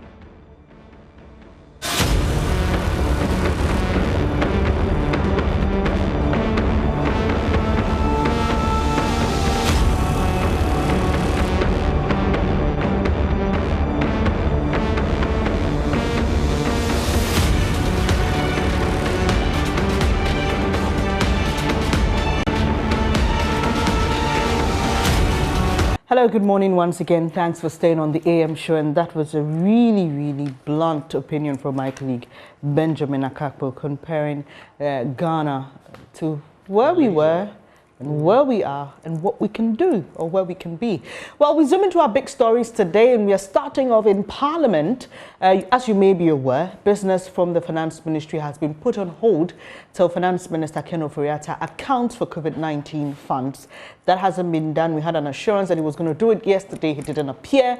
Also, we'll talk about absenteeism in Parliament. The Privileges Committee has summoned Adjoa Safo to appear on July 6th. Our guest to have this conversation on issues from Parliament is Dr. Rashid Draman, Executive Director, the Africa Center for Parliamentary Affairs. Thank you so much for your time here this morning, Doc. Thank you for having me. All right, let's start with the issue of absenteeism in Parliament, because that precedes the decision not to continue doing business with the Finance Ministry because of the Finance Minister's inability to appear before the House. I don't know if you've been following this story about the committee in Parliament asking Madam Adjoa Safo to appear. She granted an interview to my colleague Blessed Suga saying that she hadn't received any notice from them and that she had permission, or she had spoken to the president and the president was aware of her situation. And so, well, she has some sort of permission not to be here in Ghana. Your quick thoughts on this and how the back and forth has been since the story broke? Well, thank you very much. I think we have to make a distinction here. She has two roles that she plays as a minister and as an MP. As the president can grant her permission to be absent from her job as a minister of state. But when it comes to Parliament, I think it's a different story altogether. And indeed, her case is a test case for the Privileges Committee and for our Parliament. Because over the years, if I can put it this way, the weakest link, I think, in our democratic setup the issue of representation. In our country, unlike many other jurisdictions, there is no way of checking representation apart from the member showing up in parliament and representing the people. In many parliaments around the continent, there is a dedicated time and budget that's allocated to the representational role of members, so that at specific periods, Parliament knows that the members are in their constituency, they are doing the work that they have to do, which is, if you like, the most important or the aspect that defines our country as a democracy, representation. Now, we have a situation here where the honorable member has been absent, and I believe that this can only happen in Ghana. And we are, dancing around legalities. This honorable member is all over social media, all over the news, yet she does not know that the Privileges Committee wants to talk to her. It's very baffling, if I can put it that way, and it makes our parliament lose its relevance. And I think that is very important that the leadership of parliament, takes this matter very, very seriously. All right. And have a cutoff point when all this drama and back and forth must stop. The people need to be represented. The honorable member needs to show up. She needs to be in parliament and she needs to do her work. Doc, without sounding insensitive, she says that her child is not well. She needs to be outside the country to be there, to be present for her child. She has duties to perform here. She's been away for so long. What do you think should be the decision both by her party when it comes to representing constituents of Domi Kwabenya and her job also as a minister for gender, considering that yes, she may have a genuine reason to be away, but for how long can we say that it's okay to be away for? In other jurisdictions, the honorable member will do the honorable thing. If this is becoming untenable, balancing family, which is very important, and her official duties, in some places, the honorable member will do the honorable thing by saying, this is now becoming impossible. I tender in my resignation. If it's for a short period of time, it's understandable. But you see, this raises even a much bigger issue for you and I, for the ordinary Ghanaian. We have a health system in Ghana, don't we? And the politicians are the ones who are supposed to fix this health system so that all of us, when we are sick or when we have challenges, or personally or for our children, at least we can stay here and be attended to by the health system so that we don't, end up in future in situations like this. If she was in Ghana and her son is being taken care of by our health system here, she can still do her duties as a member of parliament, isn't it? And in that case, nobody will prevent her from, attending to her family duties and at the same time doing her parliamentary duties. And secondly, the other bigger issue is what is really happening within the executive, that, there have been calls by many Ghanaians, even as recently as yesterday, I've heard some professors saying, calling on the president to maybe ask somebody else to perform these duties if this minister is unable to. What is going on in our country that this minister looks like she cannot be touched? I think that's a much bigger question for our executive branch of government to answer. So Doc, back to my question. So there's an emotional aspect to this. She needs to take care of her child. Her child is not well. It may be affecting her personally. And yes, her constituents need representation in Parliament. So back to my question, how long can we say, okay, enough is enough? This time, it's gone beyond the time we expected it. And so, either you resign or you are relieved of your duties. Yes, indeed. I think for me, defining a time might be difficult, but you cannot be absent from Parliament for almost a year now. And you cannot be absent from your duties for almost a year now. Even in organizations, when we all sign contracts to work, I mean, you are working at Joy FM. I think if you become maybe affected by ill health and so on, there is a period within which the organization will say, we have gotten to a point where we need to get somebody to replace you, and then whatever compensation needs to be given to you is given to you, so that, you take care of your disability issues or whatever health issues there are. This cannot continue forever, and it makes our Parliament and our governance system lose a lot of relevance. It looks like we are demonstrating that we don't have clearly defined structures and systems of dealing with issues like this.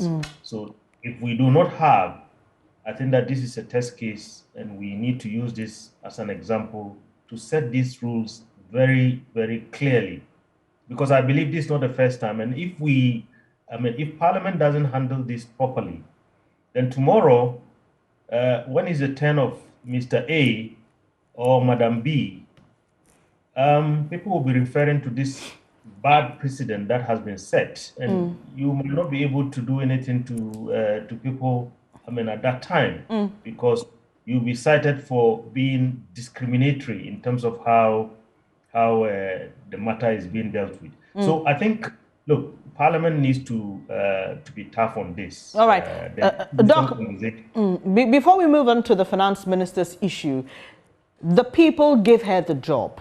They voted for her. What avenues are available to them in terms of registering their displeasure, and what processes can the people, beyond Parliament and the executive, can the people kickstart to ensure that they have representation in Parliament? Well, I think we have the power of recall. I can't remember exactly. I don't have the Constitution and the standing orders with me here. The members of the constituency can petition Parliament with, the established number of signatories in order to trigger, a process where they are saying we are going to recall our member of Parliament. But you see, again, on this one, I want to put it, maybe in a much broader framework.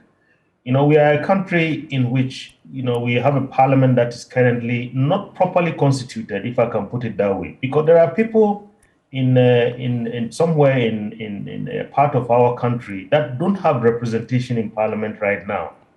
So maybe our leaders are thinking this is normal, it is okay. Even if the people of Domi Kwabinya don't have representation, well, it doesn't matter, we can just gloss over it. But this is, again, making our representation, our democracy looks like one that is being challenged, by some individual and some personal interests.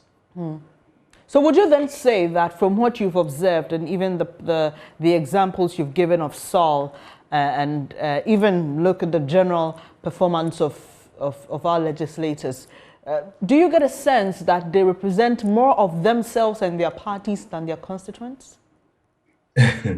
There's something we call the compass of every member of Parliament. And the compass has two, as you know, the typical compass I mean, to the north is, I mean, the duty that they have to the Constitution, and then to the east is the duty that they have to the people that they represent, and then the rest is party and personal interest. And so they face a dilemma each time they do their jobs. And across the continent, in many countries, many people say that when they are faced with this dilemma, a daily dilemma, because when they go to parliament, they vote, they take decisions. They say that the compass, I mean, usually points more towards duty to party and duty to personal interest, rather than duty to constitution that they have all sworn to uphold, and then duty to country and duty to citizens that they represent. And we are seeing a classic case of it here.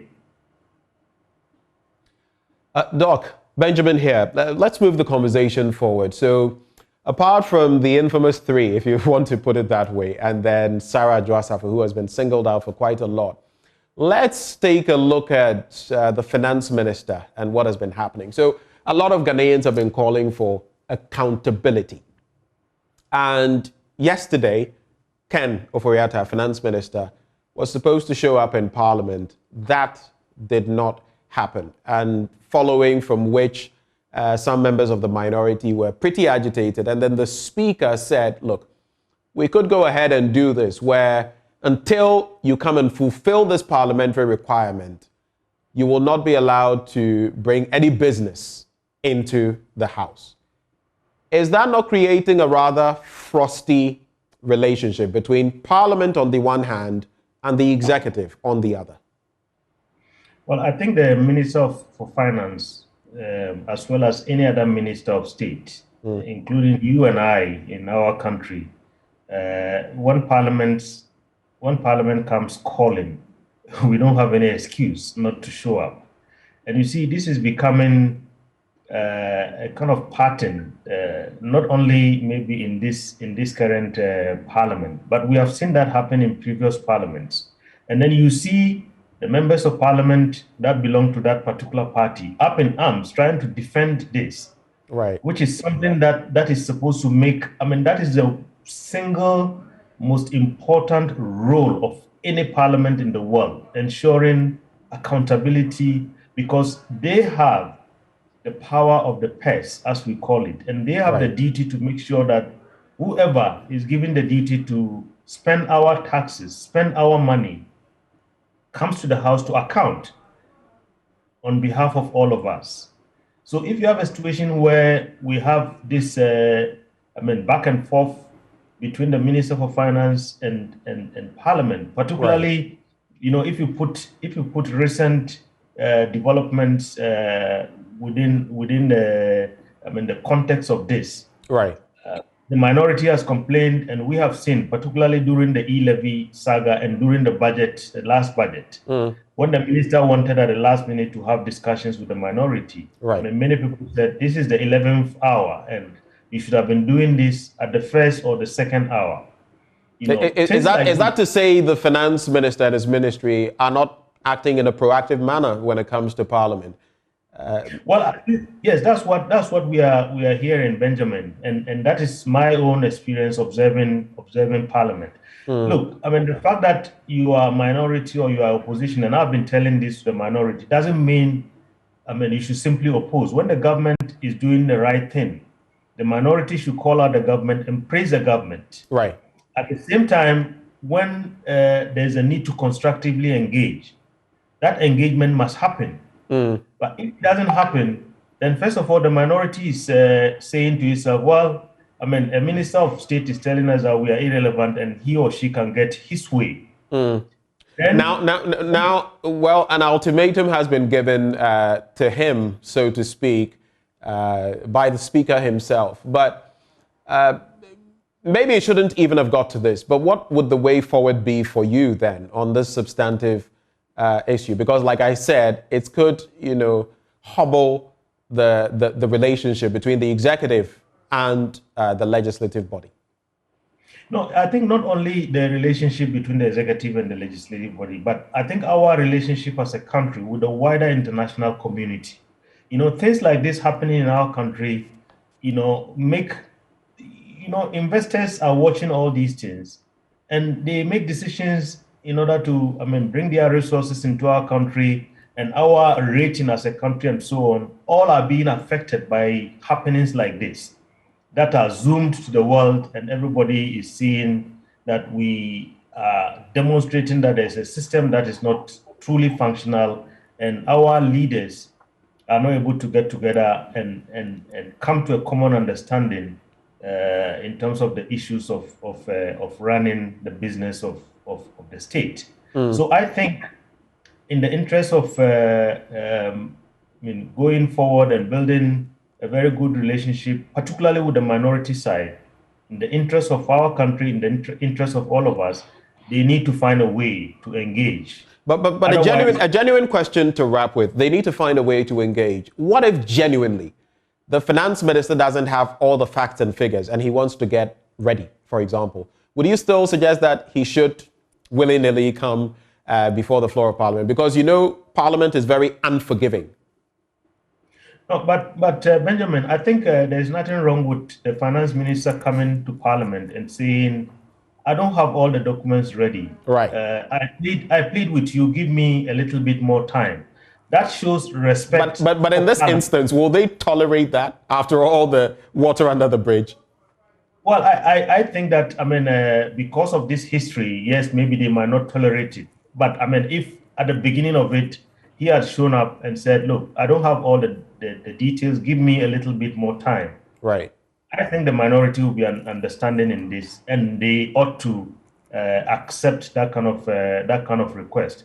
But if you ignore Parliament for a very long time and then you show up later and say, I still don't have the facts, well, then I think that your issue of they being unforgiving might start to play out. In any case, I have to run now, yes, Benjamin. Yes, and we acknowledge that. Dr. Rashid Rahman, we're immensely grateful for your time. Executive Director, Africa Center for Parliamentary Affairs. Up next, we'll be engaging security analyst Dr. Adam Bonner. But you wanted to chip in something crucial because it's not the first time. Yeah, that's not the first time he's failed to appear to account for COVID-19 expenditure. So the bit on Parliament being unforgiving, like Dr. Rahman says, well, there's also the angle of respect, because and I'm sure there may have been some sort of agreement before it was put on the order paper that he was going to appear. Exactly. So, the processes, like you're saying, it can't be put on there when agreements have not been arrived at.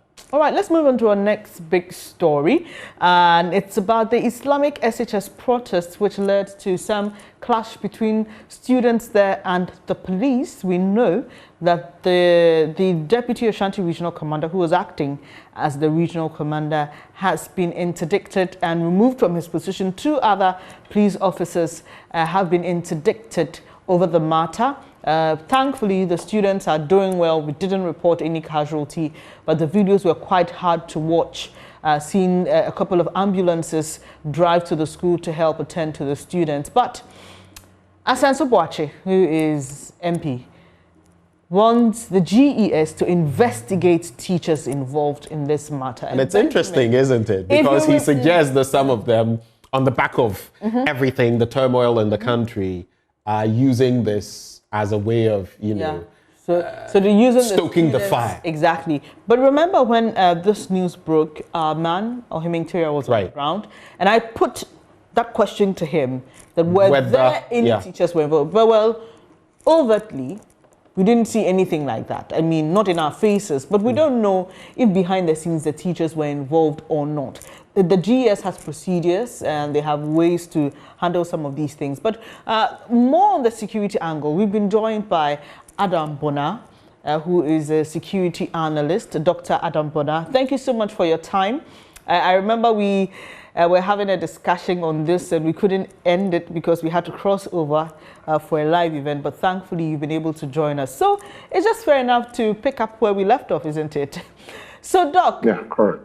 Doc, I mean, we've seen Ejura, we've seen Nkranza, and now this happened in Kumasi. The police admit that the right processes were not used in controlling the crowd. Doesn't this suggest then that there may be a problem at the training level when it comes to crowd control? Well, good morning and good morning to your viewers. And then, well, yes, there may be a problem when it comes to crowd control, but the other bigger problem has to do with sometimes lack of supervision. If you take Kumasi or Ashanti region into this particular conversation, you will notice that the Ashanti region, to be specific, has become very notorious for some of these excesses. And I do believe that it is largely premised on the fact that some atrocities that took place over there in the past largely went probably noticed, but then unpunished. Nobody got punished. You can talk about the Aswansi 7, where 7 able young men were gunned down and firearms, bigger rifles were, put by them in the full glare of the public, that they exchanged fire with the officers who attempted to rob them, who attempted to arrest them. Eventually, the Interior Ministers Committee exonerated the dead. And no, these people largely were not punished, even though there were compensations were paid. You talk about Ejra. Ejra, you had some of these excesses where the police has to stand down for the military to go in and kill some people died in the process. Who got punished? You correct me if I'm wrong, if anyone got punished. Ashanti region, if you ask me, if you go into the annals of demonstrations and the annals of police brutalities, Ashanti region in the past and probably, has been very notorious. And but so why is that so? Why is that so? I'm told the police has about 16 regions. And so if one out of that 18. 18 actually. 18 regions. Okay, so if one out of that is seen to have a particular problem, have we been able to diagnose why? I believe that it is the reason why the current IGP has descended heavily on the senior officers. Go again into the annals of the police's own punishment and, punitive measures regime. You'll notice that the last time a senior officer at that rank was removed would have been when the police recruitment scams hit us, where one DCOP or a DCOP Timbila or something was interdicted and I think was put under something that looked like a house arrest, and he never came back again. And so to interdict within 6 hours of the IGP visiting Ashanti region, and also to remove the acting, Ashanti regional director, commander of police, the acting right. regional commander, who is a DCOP, that's the Deputy Commissioner of Police. It's the position you get to before you get to DCOP. And how many DCOPs do we have in the country? And so mine it takes a lot of balls. I have never seen that for the police's own internal. This is something you say it is for their own internal consumption. So for an IGP to descend into the region within hours when these things happen, and subsequently coming back to Accra and a letter, removing and interdicting, it's never happened. So as far as I'm concerned, it is refreshing. It tells you the new IGP is, he wants to ensure that the rots that we have seen in the past in the Ghana Police Service is stemmed out. We don't see it again. Right. And I am happy he took this decision to interdict 3 senior officers so that those who are watching, it means that nobody will be spared. If you are a Deputy Commissioner of Police, you are Assistant Commissioner of Police, if you are a COP, if you are Superintendent of Police, Chief Superintendent, DC, whatever, you are going to be punished if you misconducted yourself. So for me, I think that let's begin to have some amount of hope in the police. But if you take what's the name? Nkoranza is a bit different from what happened in Kumasi, because for the young people in Nkoranza to break the police cells and free suspect, for me, was a bit too much. And therefore, if you are not very careful and you compare Nkoranza to what happened when these young children, 12, 14 years olds, are open onto the street and you fire tear gas, chase them into their school. I mean, the Islamic University one, tear gas them and, literally get some of them pass out. For me, it was a bit too much. It's, it tells you someone didn't do his work well. Dr. Bonner, Ben here. So, interesting points you make, and the differences are clear. But this removal, interdiction, if you like, is it not just symbolic?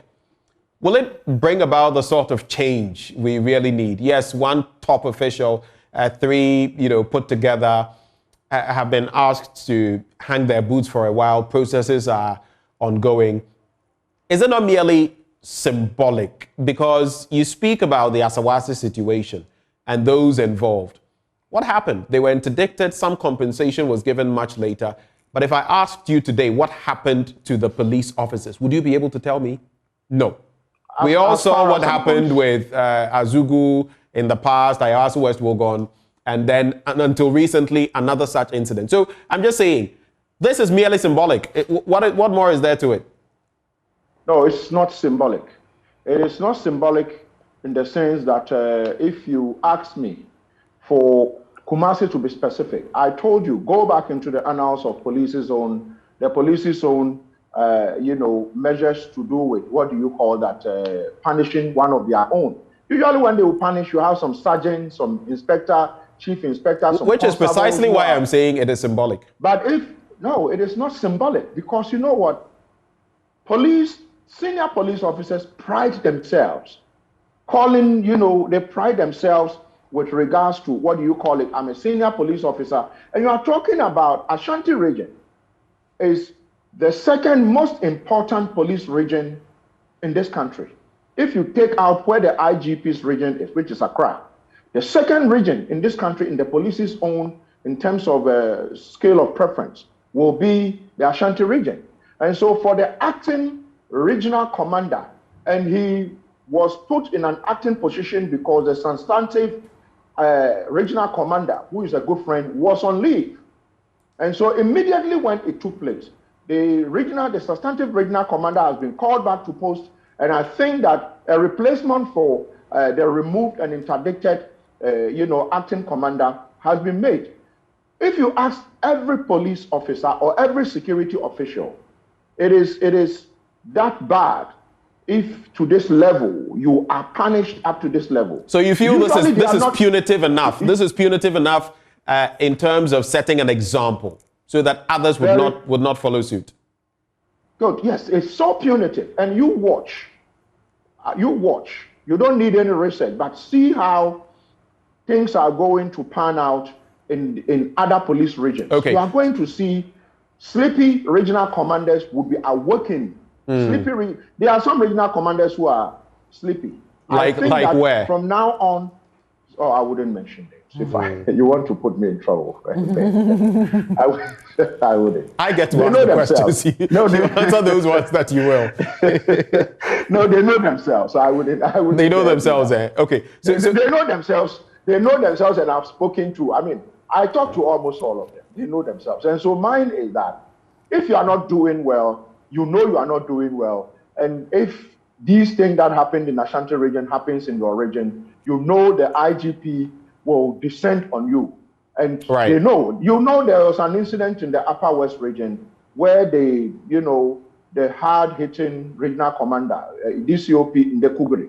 If you look at what happened in the Upper West region, to be specific, and what happened in Ashanti region, the guys in the Upper West, the Wa Regional Command, they were taken hostage. Did you hear of anyone getting injured?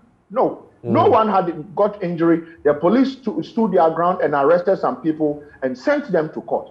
That is effective policing. Okay. But not the kind of policing where you chase little children who don't have bigger lungs and throw tear gas onto them and think that the next day you should still be there. I think this is punitive enough. Before Bernice comes in, and maybe she'll just wrap the conversation with you, but I just wanted to sneak in. Asensu Boakye is now saying, let's investigate.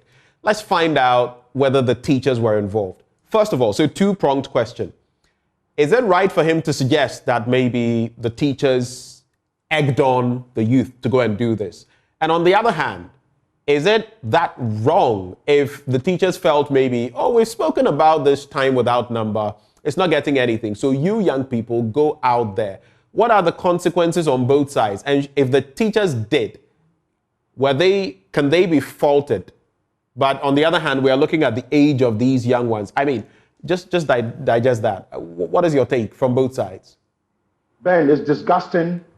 I would have wished that the Director General of the Ghana Education Service would have transferred and probably demoted the headmaster of the school, punished the teachers who opened the gate. In fact, sacked the security officials. But do we know that for a fact, that the teachers... Well, because, the point is that, Ben, we all attended secondary school. You need an exit to exit your secondary school. If you don't have an exit and you were caught outside the boundaries, every secondary school has a boundary. Once you leave the confine of the school without exit, you are punished. And so for instance, I have a 16-year-old daughter. If my daughter was in your school, my daughter cannot consent to certain things by herself. She will need a guardian or a parent to consent, to give her that consent. You want children to go and demonstrate? No, it is wrong, completely wrong. But we've not proven that yet. We've not proven that yet. Dr. Bona, and also... Why haven't we proven... No, wait. Why have we not proven that? These children were entrusted or are entrusted into the care of the headmaster and management of the school. So you don't need any researcher to prove it to you. Because the children were on the streets. Fair point, Dr. Bona. You have a point when you say that the students were entrusted into their care, so they must answer for why the students were on the streets. That's a fair point. But to suggest that they may have opened the gates, that's another point. And that's a different thing, because when students get agitated, and you know this better than I do, because you've studied demonstrations and police. Students break bounds. When they are charged, so our colleague Ohiming Teria has been trying. There were teachers. There were teachers with them out there. Okay. There were teachers leading them, and the police actually even arrested 3 of the teachers who were out there with them on the... you see, mine is that we've already had the conversation, the security aspect, which I've spoken extensively about. But the aspect of the administrators of the school because this should not be an example where I take my child, a teenage child, to your school, and the next day you think that there is something wrong, and you open my teenage child to get onto the street. Is the reason why we have PTA. The reason why you have PTA, if you go to universities, as a former student leader, I didn't need the consent of my parents to go on Mobrowa struggle for Kofi Kodwache and Co. to chair that side because I was old enough. But if my child was in any of the secondary schools and you thought something was going wrong, you would call me as a parent into a PTA meeting and say, we want parents to demonstrate. But you can't ask children to demonstrate. So I want GES and the Ministry of Education to look into that aspect, because if this is not taken and we sweep it under the carpet, a day would come when there will be fatalities because we did not punish the administrators of Islamic secondary school. Let's speak to it and say that it should never have happened. It doesn't matter if a vehicle was knocking the students down, but the fact that the teachers were out there with the students on the street, for me, I found that to be completely wrong. Did they actually even write to, the police, requesting to demonstrate, and who was going to demonstrate? Did they call PTA into a meeting to let PTA know that, you know what, this is what is happening? They could have equally written to the director of the GES, whoever, the director of education in Ashanti region, and close down the school. There are several other measures they could have, actions they could have put in place to get the attention of the leaders in the region or the country. They didn't do any of that. They just opened the students, go out there. And so whilst we deal with the police officers, let's not forget that these are children and should never have had teachers leading them into a demonstration. Then, yeah. All right, and so on the bit on the professionalism of police, we've also seen this week a story of a sergeant who was arrested in the Volta region for carrying substances suspected to be narcotics. His colleagues who arrested him have been promoted, and those videos were very disturbing, so I'm not sure we can show it. But in the video, you see this officer with his hand bleeding, and it was a part of his skin peeled off, and it was a terrible sight. But there also you see his colleagues questioning him and asking why he didn't stop at the checkpoint and why he was carrying such substances. Some have said that the decision to promote those officers instantly will set a bad precedence. I don't know what you think of that, but your general thoughts on police allegedly being involved in crime and the response of the service to his colleagues arresting him. Well, first of all, I would want to pat the officers who chased one of their colleagues into a ditch for carrying substances suspected to be weed or Indian hemp.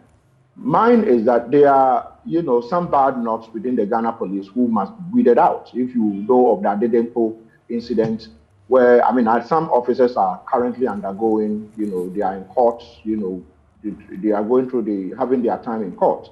And we've heard of several other incidents, which for me, a police officer who is trained should not be involved in this. And this officer, to be specific, from Tesano to the Volta region, in his uniform, it tells you that it's one thing I believe the IGP would have to work on. Police officers are not supposed to wear their uniform and cross one jurisdiction to the other without reporting yourself to the nearest police station. Let's say if you were in Tema region, the moment you cross into Accra region, you report yourself once you are in uniform to the nearest police station and say, I am in this territory. If you moved again to, let's say, Central Accra, you are supposed to, that is how it's supposed to be. So for this police officer to cross Tema Motorway, cross Bombaria, cross Dawenya, cross all the other places and look at where he was accosted, it tells you that somehow some of the people along the line should be questioned. But the good thing is that he was arrested. And for me, promoting these officers is a good thing. The reason is that, you know what, the viewers who are watching us and yourselves, to be promoted from one rank to the other, sometimes an officer could take 10 years. You haven't been promoted. So for them arresting one of their own, and they've been used as a very good example of policing, they could have shielded him, kept quiet, and they share the booty. You know what happened to the 77 parcels of cocaine and all those things that happened in the past.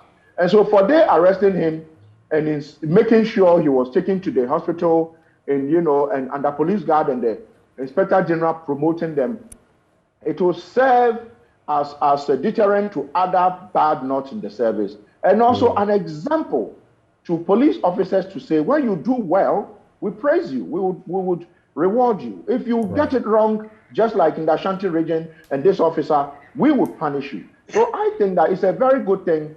It was done swiftly because if you look at, I have been complaining, I have had reasons to talk about rots in the Ghana police service.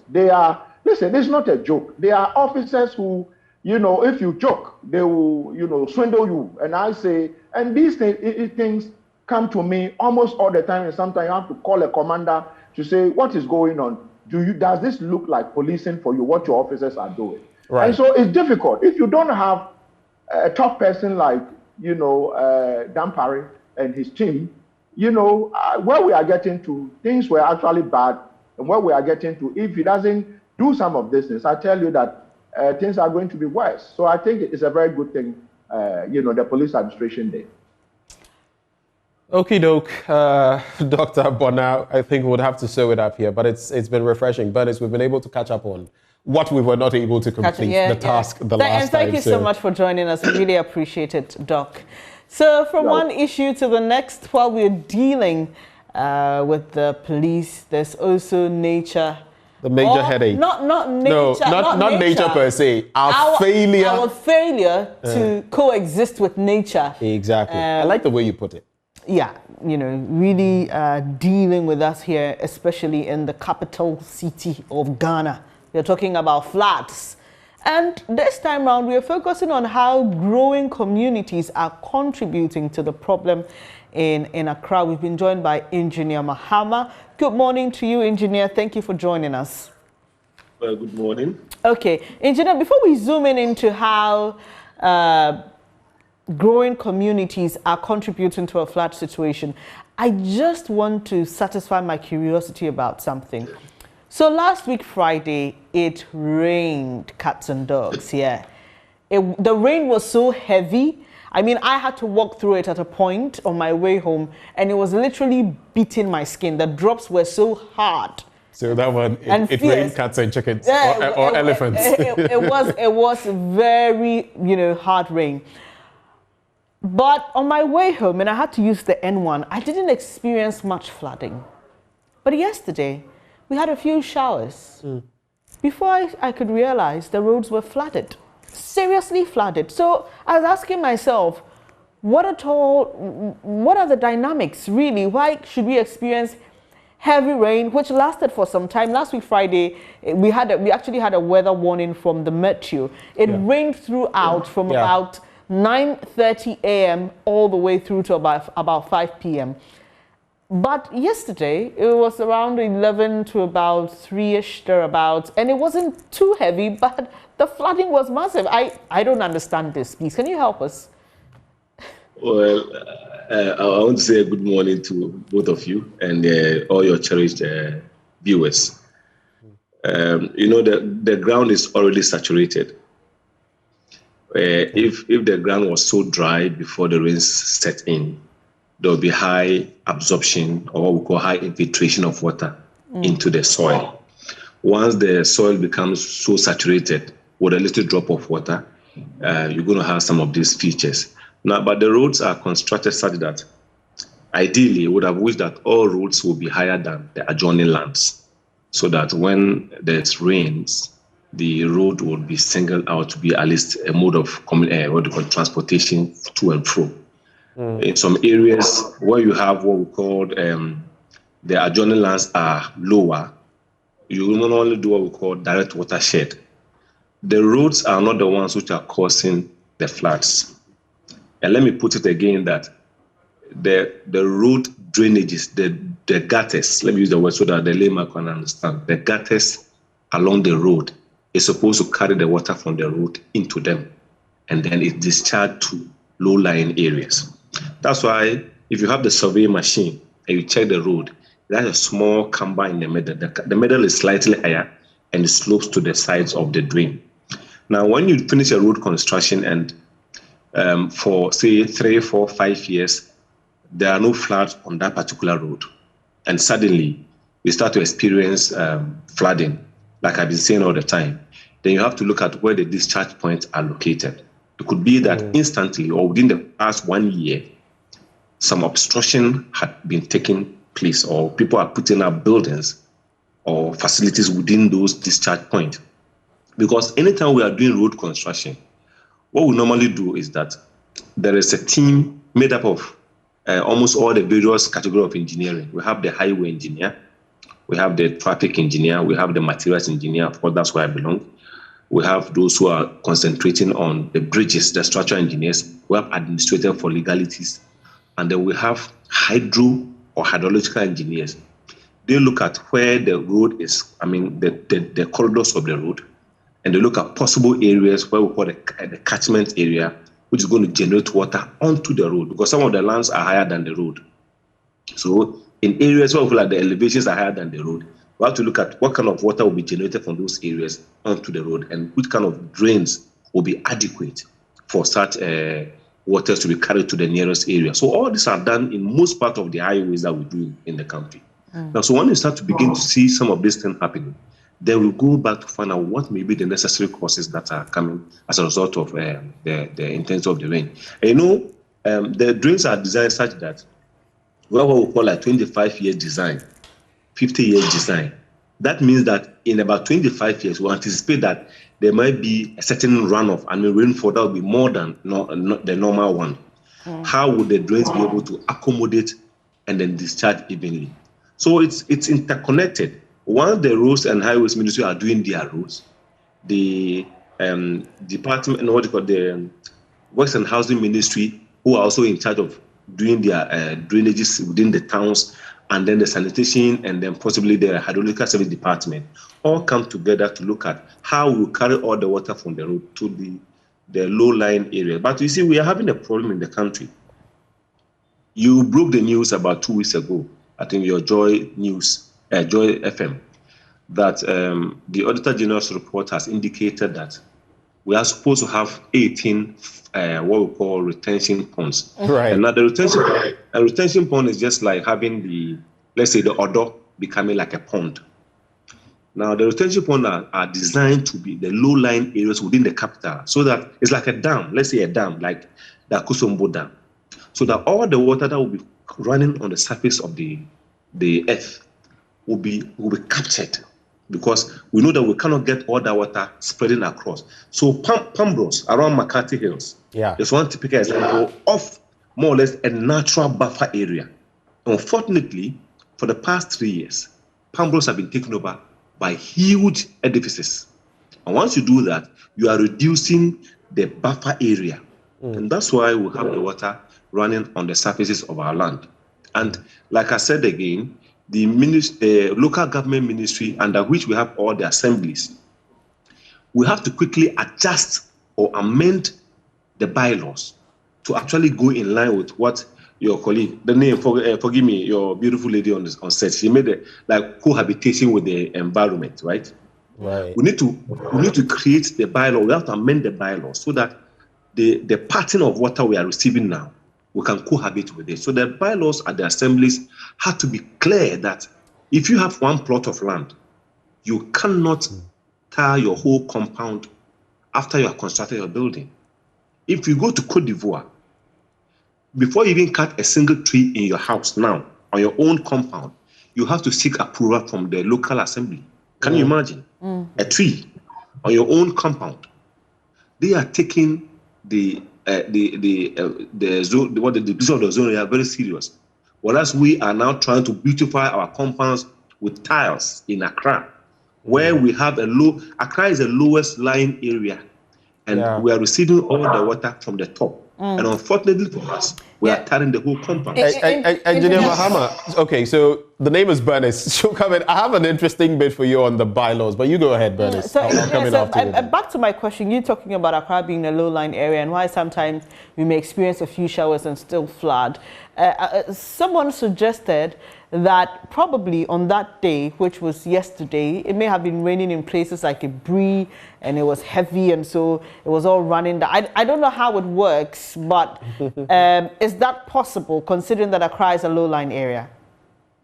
Like, you see, I said it, I think, last year, and this year I've repeated it, that there will be a time that we will not be experiencing rainfall in Accra, but Accra will flood. I thank you for that reminder. I said there will be a time that there will not be rains in Accra, but Accra will flood. There was a heavy rain yesterday at Oyarifa, heavy rain at Ibri, Piduase, Ketase, Amasaman, and Sawam, Brekusu. And so in minutes, all those runoffs would get to Accra because we have sold out all the buffer areas around Teman, Abokubi, Damfa, Ayimensa, all have been sold. So we're having a transition between the low-lying area and then the mountainous areas up there. So you see that when you are getting closer to Ayimensa and you look on the left-hand side, those who have been going for their normal walk on Saturdays, if you are driving towards that area, before you get to Ayimensa Old Barrier, look at the right-hand side. There are some buildings with a similar design from the low-lying area climbing steadily to the top of the mountain. It means that all those buffer areas that the Creator himself, who created these mountains, left those buffer areas so that in case there's runoff coming from the top there, it will be received. And once those places are filled, before they'll come gently to Accra, have been filled with the same boulders. Ironically, we are cutting the boulders and the rocks at the top there, and we are filling the valley. So one, you have taken off the vegetation cover, which would have retarded the speed of the water to the down there, and you are filling the buffer areas underneath the mountains with the same material to put up buildings. So those at the top there may not be experiencing the problem that we'll be experiencing in Accra. And you have just been spot on just rehashing what I said, that we'll have rains up there. There will be drizzling in Accra. Accra will not receive any rain, but Accra will flood. It's I think I'll give you 90% for that.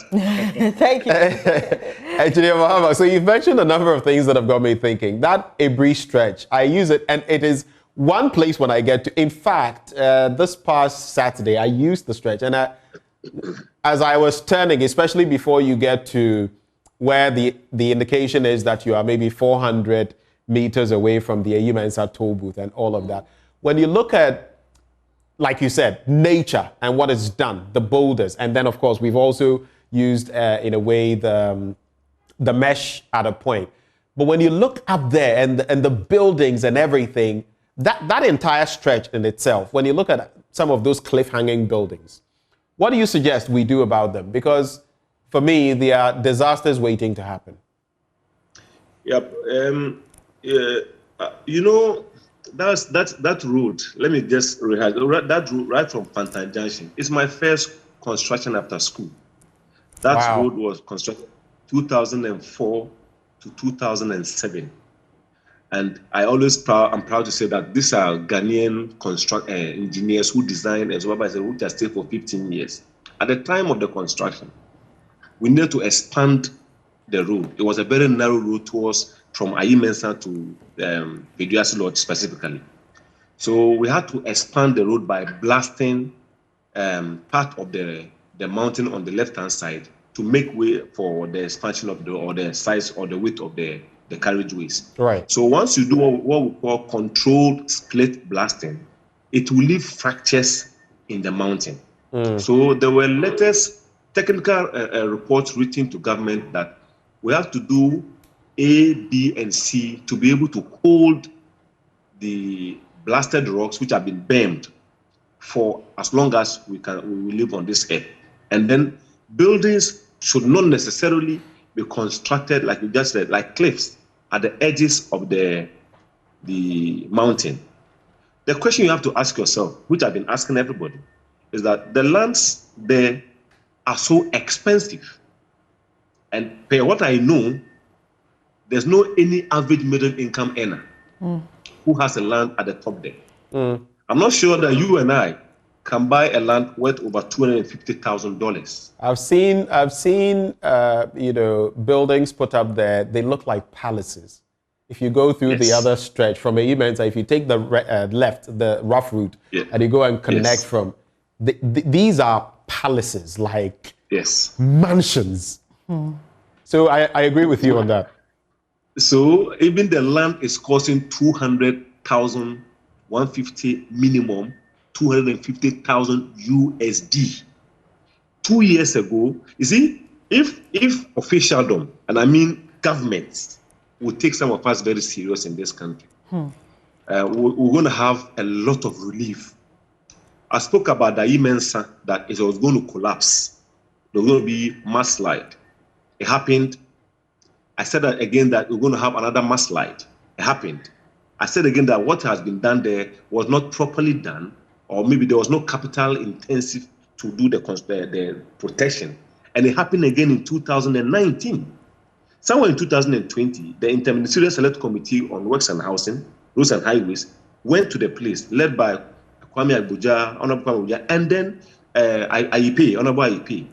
And they gave a caveat, or they gave a directive that they were not going to allow any construction to continue after their visit. But that didn't Just happen. about 3 days after, I made a video seeing a whole concrete mixer standing on the road and shooting concrete at the top there. And so we speak, we disregard the technocrat who are so vested in these things, who make pronouncements, who make predictions. That brings me to my very next bit, and I'll just tie the two of them together. You spoke initially about bylaws, and they are simply not working. I see that to be one of the most serious problems when it comes to our flooding situation. There's a place in Jowulu around the Fiesta Royale, I'll just not mention, but it's been pointed out to me, and you would see it correctly. It's a waterway, and someone has built on the waterway. So there was no traffic. Not traffic. There was no flooding in that area. But after this person put up his or her building, now there is flooding. So even as Bernice was talking about the N1 and sometimes some things, that is a part of the problem, because maybe there's not supposed to be flooding, but once you build in a certain place where the bylaws should have kicked in, then it creates problems. But I just wanted to ask, so these roads, now that you say because of the slant, so that the water can drain to the gutters, so to speak, could wear and tear affect the road to such a point that it becomes so flat at a point that it doesn't serve that purpose? How long does this take? What should we be looking at on our roads?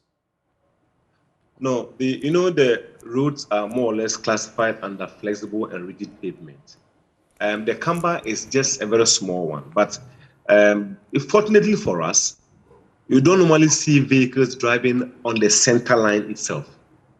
You see that white line in the middle, right? That's where you have the changeover in terms of the slope, and so it stays for a very long. Normally, where you see depression, it's like when you look at 37 intersection, the traffic light, because the vehicles are almost screeching to a halt. They start to leave the tracks that we call the heaving on the path. So that's why I've always been making this advocacy that before we get to all the traffic signalized intersections, we can introduce the pavement blocks about 100 meters away, so that with the vehicles coming with that speed and applying their brakes, they will not peel off the material. But the camber doesn't actually flatten, mostly because there's so much load on the carriageway itself that it rather makes it more slopier.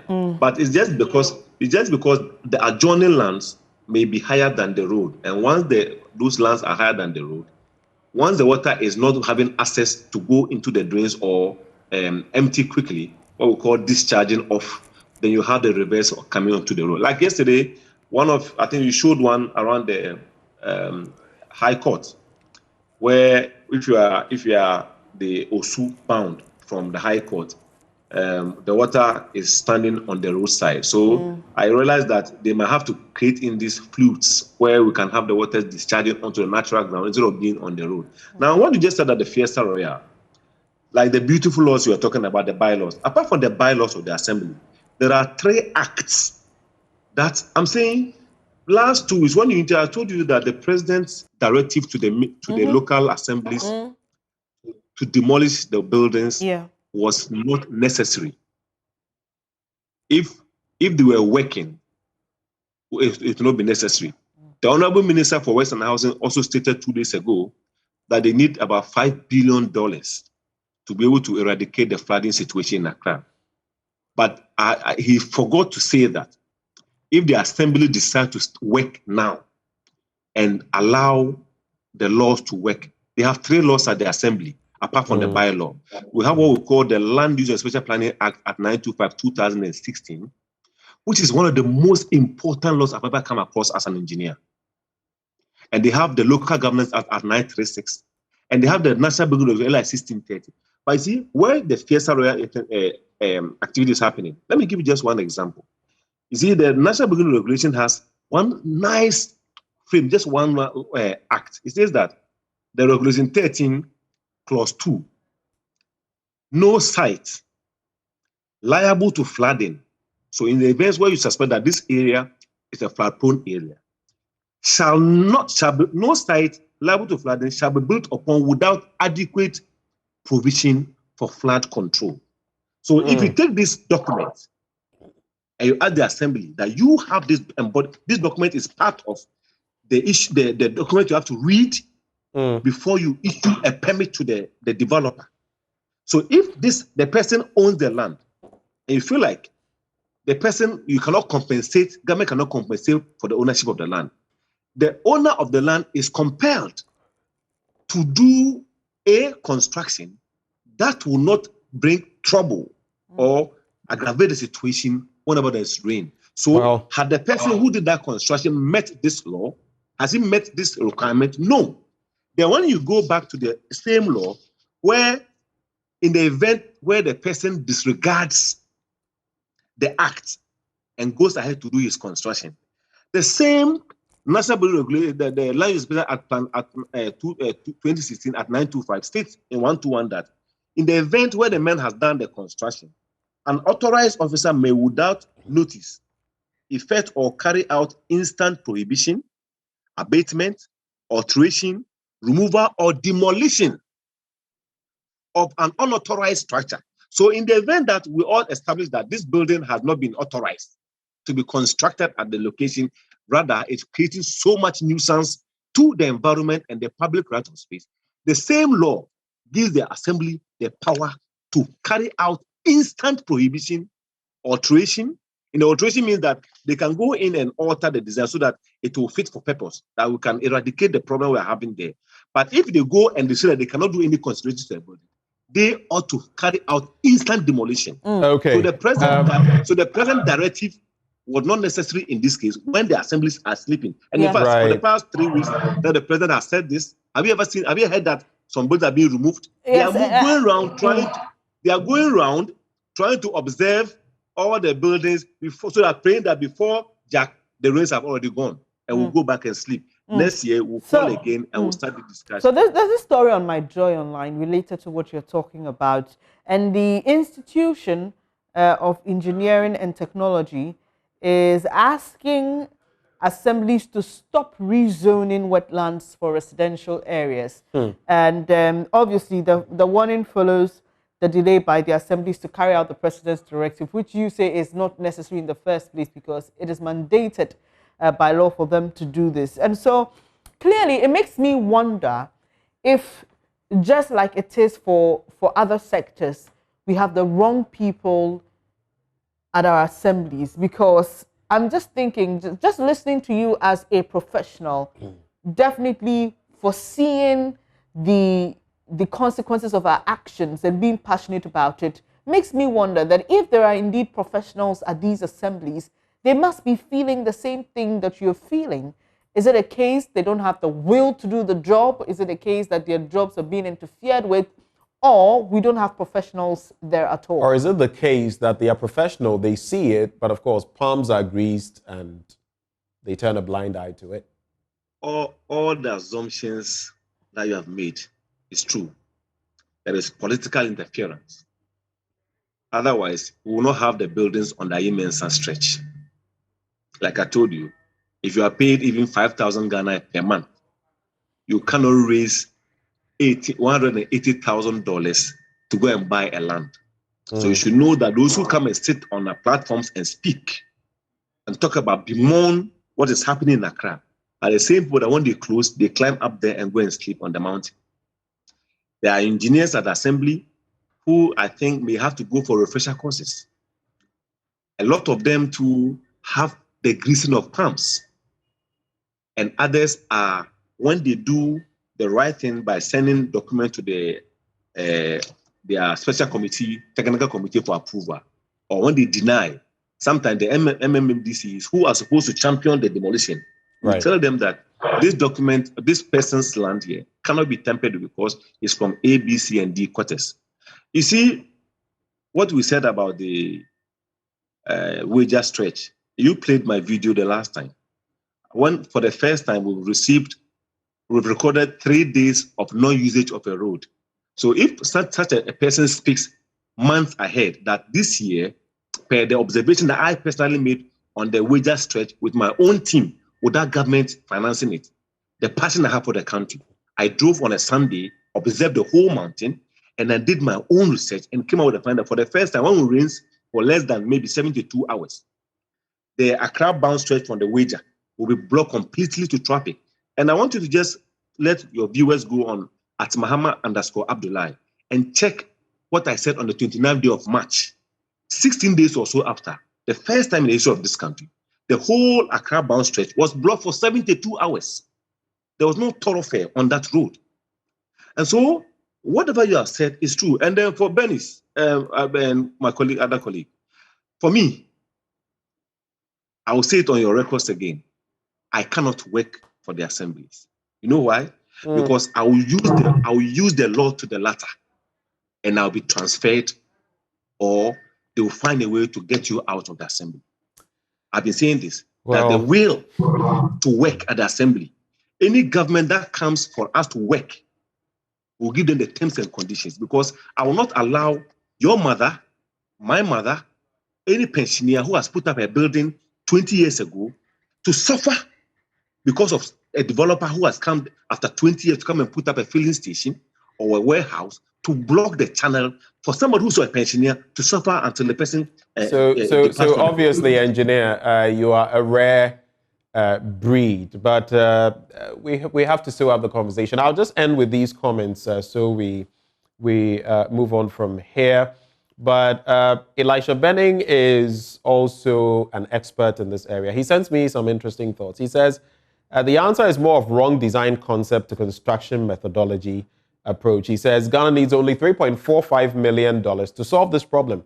Forever with storm drains championing the collection of surface runoff to electro chambers than convert the kinetic energy in the runoffs into electro currents. I'm not a technical person. That's why I'm reading it while you are here. And he says, until we're ready to stop and correct the wrongful positioning of buildings, we'll not be able to solve the situation. I guess if we don't do the right things, like you're saying, we'll be back here again. The next rain cycle, we'll be back here because sadly, it is sadly, because and do you know? I think and just briefly on this, engineer Muhammad. Yes, I was on your program on 2 days ago, evening 6 o'clock to 7 o'clock, with one technical director from the Works and Housing Ministry, that they are creating another authority, the Hydro Service Authority. And I asked the question: if the assemblies are not ensuring that buildings are put in their right places, what will be the use of the authority? Good question. Like I said, we'll come back next year to come and face this problem. But people should look at my platform very well. I'm so passionate about one thing: the built environment. Nothing more, nothing less. And I want to say it on records again: I don't need any government support. I don't need any government appointment, unless, of course, it's within the means of handling this job so much without any interference. I don't want it. Engineer Muhammad, we're grateful to have their peace of mind. We're grateful Thank that you you've very joined much, us this morning, Engineer Abdullahi Muhammad, road and building consultant. From there, Clearly where do we go passionate. next? So yeah, we're going today. We've been doing quite a lot. We're heading to the motorway. Yep. And another place that sometimes gets flooded. Reminds me of that soldier and his wife who passed, sadly. But Michael Ashale is there for us. It was open to traffic today. I'm talking about that stretch that was cording off for some works to be done on the bridge. This morning, it's been opened, and Michael is there to observe what's happening. Hello, Michael. Tell us what you've observed so far. And on top of it, you could even see the slabs, the concrete slabs broken with iron rods sticking out. Definitely a cause for concern for motorists. They described it at the time as a death trap. So this is also the Laklakpa Bridge, as you can call it, and it was broken down to make way for a new one. For nearly 60 years, no form of major works had taken place on it. We'll bring you some bit of action on the 2014 renovation works that happened exactly here, and the contention about whether it was done well or not. But now the minister, Amakwata himself, roads minister, was here not long ago to cut sword for the official reopening of this particular stretch. Drivers and commuters that suffered hours of traffic here are somewhat relieved now that they get some free flow of traffic. This is way better than it used to be. And pretty shortly, we'll be talking to the engineer that's also overseeing this work as well to understand. Are we done? Is that all? There seems to be some work. I mean, off the top of my mind, there's still debris on the road, some crash barriers like it's over there, over the bridge. It's still somewhat dislodged from where it's originally supposed to be. So engineer joins me. Engineer Emmanuel Odai is with the engineers overseeing the whole Greater Accra region. Engineer, let us understand, what sort of work did you actually do here?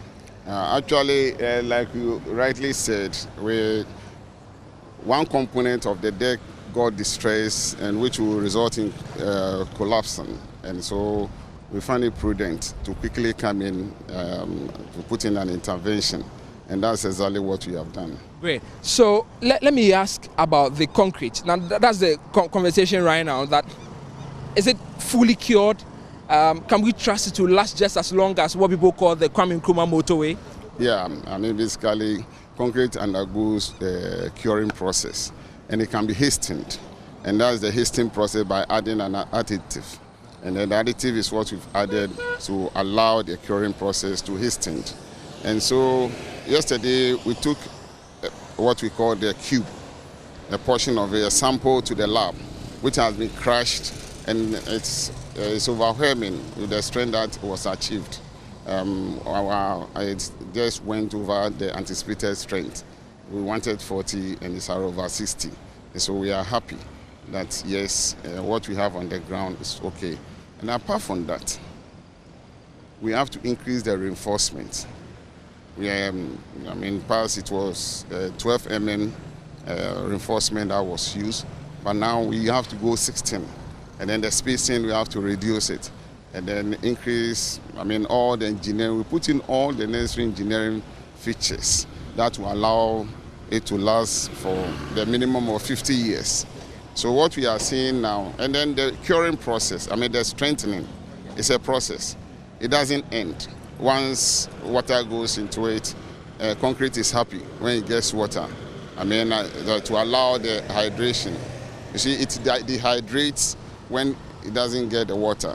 So once it's getting the water, it means the hydration process is going. But after 28 days, the hydration process the strengthening is insignificant. So once we have been able to bring the 28 days to 24 hours, it means what strength gain that we'll be getting now is insignificant. Because we are over 99% strength gain, which for us, it is okay to open to traffic. So ordinarily, concrete work without any additive would have taken somewhere 28 days. Yeah, 21 days, but 28 days to fully harden. That's achieving the full strength. But you've done that in, say, 48 hours? Yes. Because you added... It's 24 hours. 24 hours, because you added some special components to it. Yes, exactly. But of course, it comes with cost. And we have to do the cost-benefit analysis, looking at the burning of fuel, the time wasting, man-hour, and all that. So we quickly had to discuss with the minister, who agreed that, look, go ahead. And then with his support, we've been able to achieve this.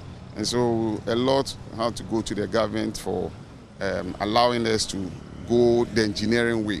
What we always advise is that if the engineers are allowed the free hand to work, then you will see that things will go on in the country. Now, I come to ask whether we are entitled, and I see some works are still being done around the bridge. But in 2014, I know the same bridge, the same portion of it was earmarked for renovation works. We saw a different method used. Explain to me how different, or how come 8 years down the line, we're working on the same bridge with taxpayers' money? Yeah, like you rightly said, we have to get value for money. It's not every project that once proposed has to come into being. And you have to look at your pests and look at the conditions. Past governments have gone through a lot of negotiations. Concrete is very, very expensive. It is about 10 times the cost of what we do ordinarily with the bitumen. We call it the rigid pavement. And depending on the thickness that you are going, and then the loading effect. So it comes with a lot of cost. So now, because at the time we were anticipating that we will get a good negotiation to go through, and so why would you like to do something like this, which will take a very long time, and then we put in all the necessary costs? So we came in with an improvised one, which is equally good, by putting the steel deck, which we did, and then it has overlived its period, and we kept monitoring it. So when we saw the danger, we quickly had to come in. So that is what it is. So now the danger is averted? It's averted, highly averted. And now people should be reassured that you are very safe on the road. There are other things that need to be done. But because, again, like I rightly told you earlier, we can put the 30 minutes concrete. But it's very, very expensive. You can't imagine putting about 50 million now to patch the portals. Where we get 30 minutes, then it's cured. 30 minutes is cured. But about 50 million Ghana cedis minimum to do the whole of the motorway. That is, if we are just patching of the pothole, using the 30, where we will not go through this stress. Okay. Because if you want to patch even a small pothole, because of safety, you have to block all the road. You understand? So it is very, very stressful. However, because now they are getting alternative routes, if they are able to go through quickly, then maybe we'll also find a way to come in the evenings and then do some of these things. But like I said, it comes with cost.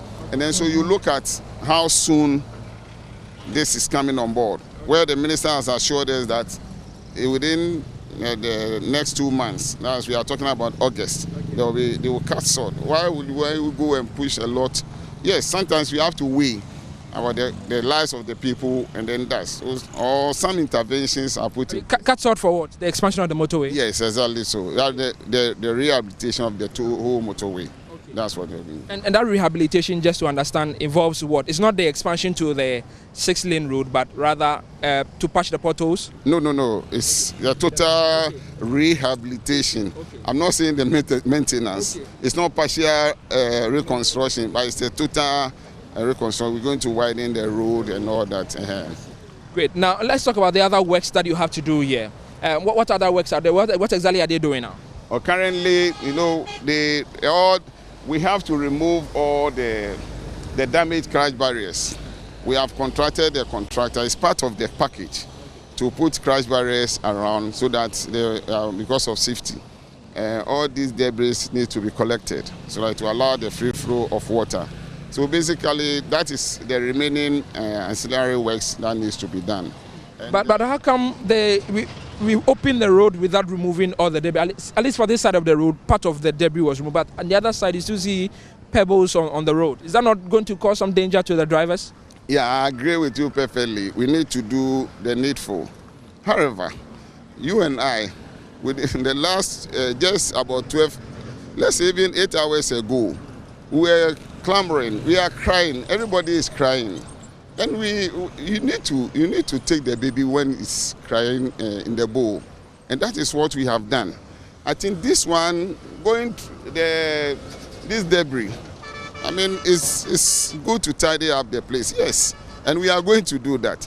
But right now, even look, you see that we are moving the traffic to one side. We can come in the evening to do that. But if we want to do it now, then it means we are also prolonging the traffic congestion, which is not good for us. So basically, that's what we have done. Now, the opening that you did over there, are you going to be blocking it? I see some drivers are looking at it, they want to be using it for a U-turn. Yeah, because of the danger, I mean, it will cause a lot of safety issues. So quickly, the contractor that created the diversion, we've called in here to come again and then close it. But you see, when they come to work, it's going to affect traffic again. So we are still monitoring to see if coming during the day will help or during the night. We have some boulders that were used to block the place. We'll use the boulders possibly. That is, today the contractor will do the total measurement and then also put a crash barrier there to cross that section.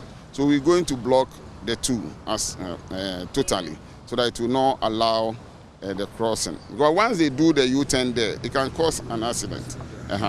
And of course, the enforcing agencies have to help us. People are creating a lot of U-turns along the motorway, and it's not healthy for the public.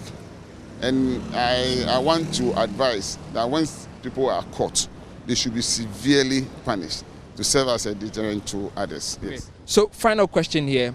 When do we expect to finish the tidying up process to say that, okay, we are not coming to this part of the road again? Yeah, it's a process. I don't want to give timelines because, when we see that it's creating congestion, we quickly have to stop. So we have to do this thing gradually.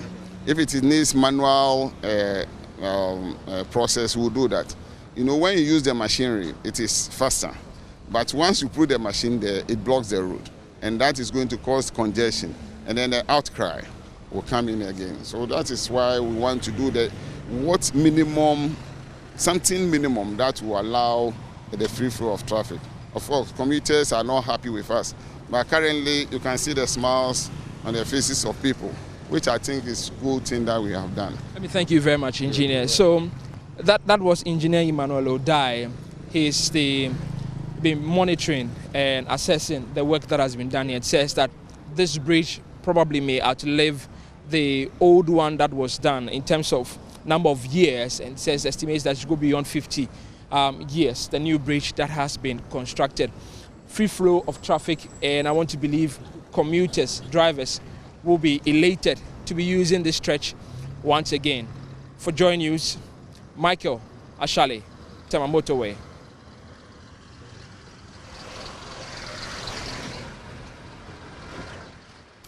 All right, so our colleague Michael Ashale there giving us the breakdown, the latest, and Bernice?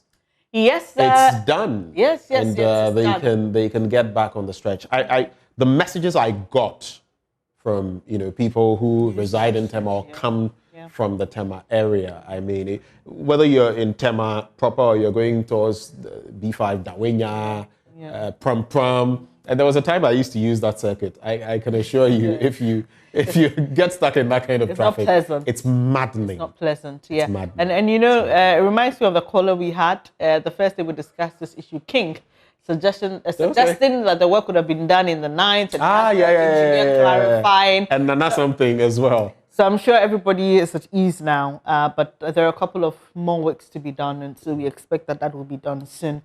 Benjamin, let's do some politics now, shall we? Oh yeah, we're heading to the MPP's camp. Time now to continue our conversation on the governing MPP's internal elections. Our guest today is Eric Chum. He's vying for the national organizer slot. He's been interacting with my colleague Samuel Kojo Brace. Welcome to the AM show, an exclusive chat with an aspirant for the national organizer of the New Patriotic Party, Eric Chum. He's here to tell us more about how government is running the country and what his plans are. Good morning, sir. Good morning. How are you doing? I'm doing fantastic. How are you? I'm good. Eventually we met. I know. Well, let's start from government. Of course, it's your party, but still I'll have to ask you. Yes. What do you make of how your party is governing the country now? Everybody is talking about difficulty. I mean, if not everybody, majority of the country. Well, first of all, thank you for giving me this opportunity. And then also giving me an opportunity to talk about Ghana. Because in all the things that we do, I think that it's the ultimate aim to ensure that whatever we do, regardless of which area we find ourselves, it inures to the benefit of the development of this country. So it's interesting that we are starting with Ghana. I'll tell you that from my perspective, I look at things from a certain half-full standpoint. Okay. And as a country, we've come quite a long way.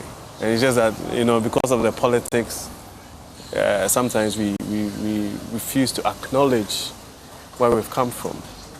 And I'll say that even in the last 6 years, I mean, if you're being very objective, this government has done a lot. And sometimes when it comes to key social intervention policies, it takes a while. Some of them are very soft in terms of nature. And so you're unable to touch. But the ripple effect in terms of its impact, long-term, strategically, things that would be of benefit to this country as we go along.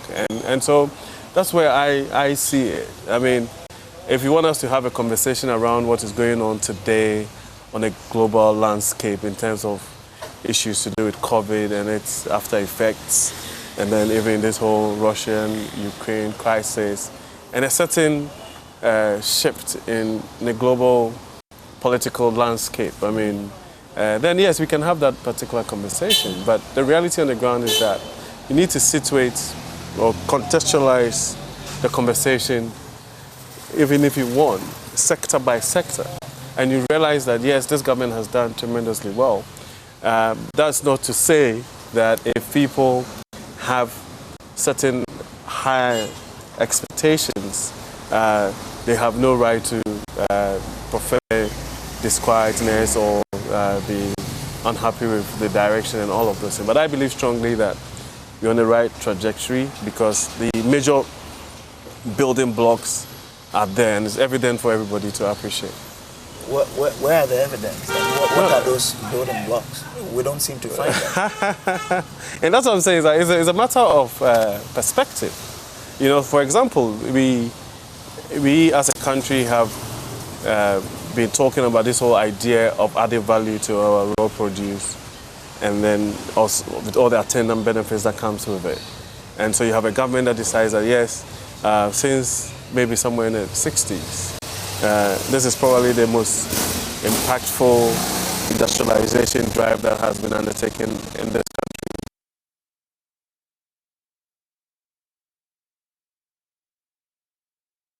country. Its impact, but the reality is that when you create a certain special distribution of industry and you activate a value chain, then there's also another ripple effect in terms of long-term, medium to long-term wise. It's benefits to the economy. So those are, I mean, nobody can argue with the whole concept of, industrialization. Then we're talking about governments focus on digitalization and ensuring that you're adding efficiency to either what pertains in the private sector. So you're talking about fintech and the whole conversation around financial inclusion with all the things that we've done, interoperability and all of those things, and various digitalization interventions that government has undertaken. Again, you can't have a conversation today about any economy in the world by not talking about digitalization in terms of we found ourselves in a whole new fourth industrial revolution, which is basically hinged on technology and industrialization. So you can't argue with that as well.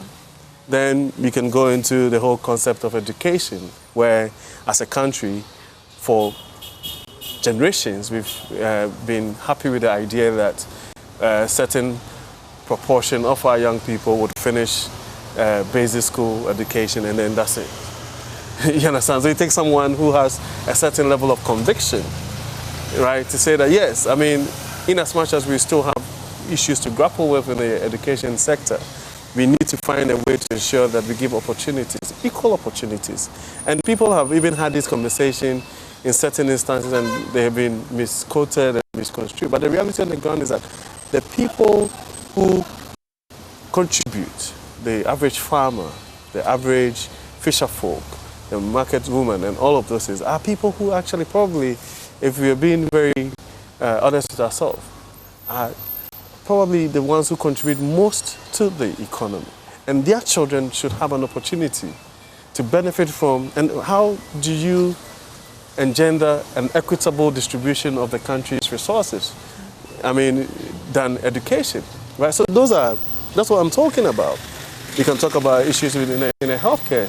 I mean, I was giving an example. You see, you have a tradition like ours, which is supposed to be more capitalist-oriented, that decides that, listen, let's find a way of democratizing healthcare, you know. And the reason why that is important is because either to, for example, if you're a parent and in the middle of the night somewhere your child was sick, at that time they used to have something called cash and carry. And today, children under the ages of 18 will just have to go and register and have an NHIS card, right? And be able to do so. So maybe if something as simple as a fever or something can actually end up in the child actually losing their lives because parents didn't have money at the time. And these are things that we, for some reason, right, we discount or we don't even, because it's part of a certain environment and it's organic. It's not because these things are there, but they are there in name. In terms of quality, there seems to be a problem. For example, we know the National Health Insurance is facing a lot of problems. Payments are not going to the service providers, and they are talking about cash and carry. The education, the free education is facing a quality assurance, listen, every challenge. Every public policy would go through a certain process. There's a certain evaluation of what whatever it is that you're trying to prosecute. And name any country in the world that will not have challenges with the issue of healthcare, for example, in terms of something that is almost revolutionary in that perspective. So you would have challenges in there. But I'm giving you real life scenarios.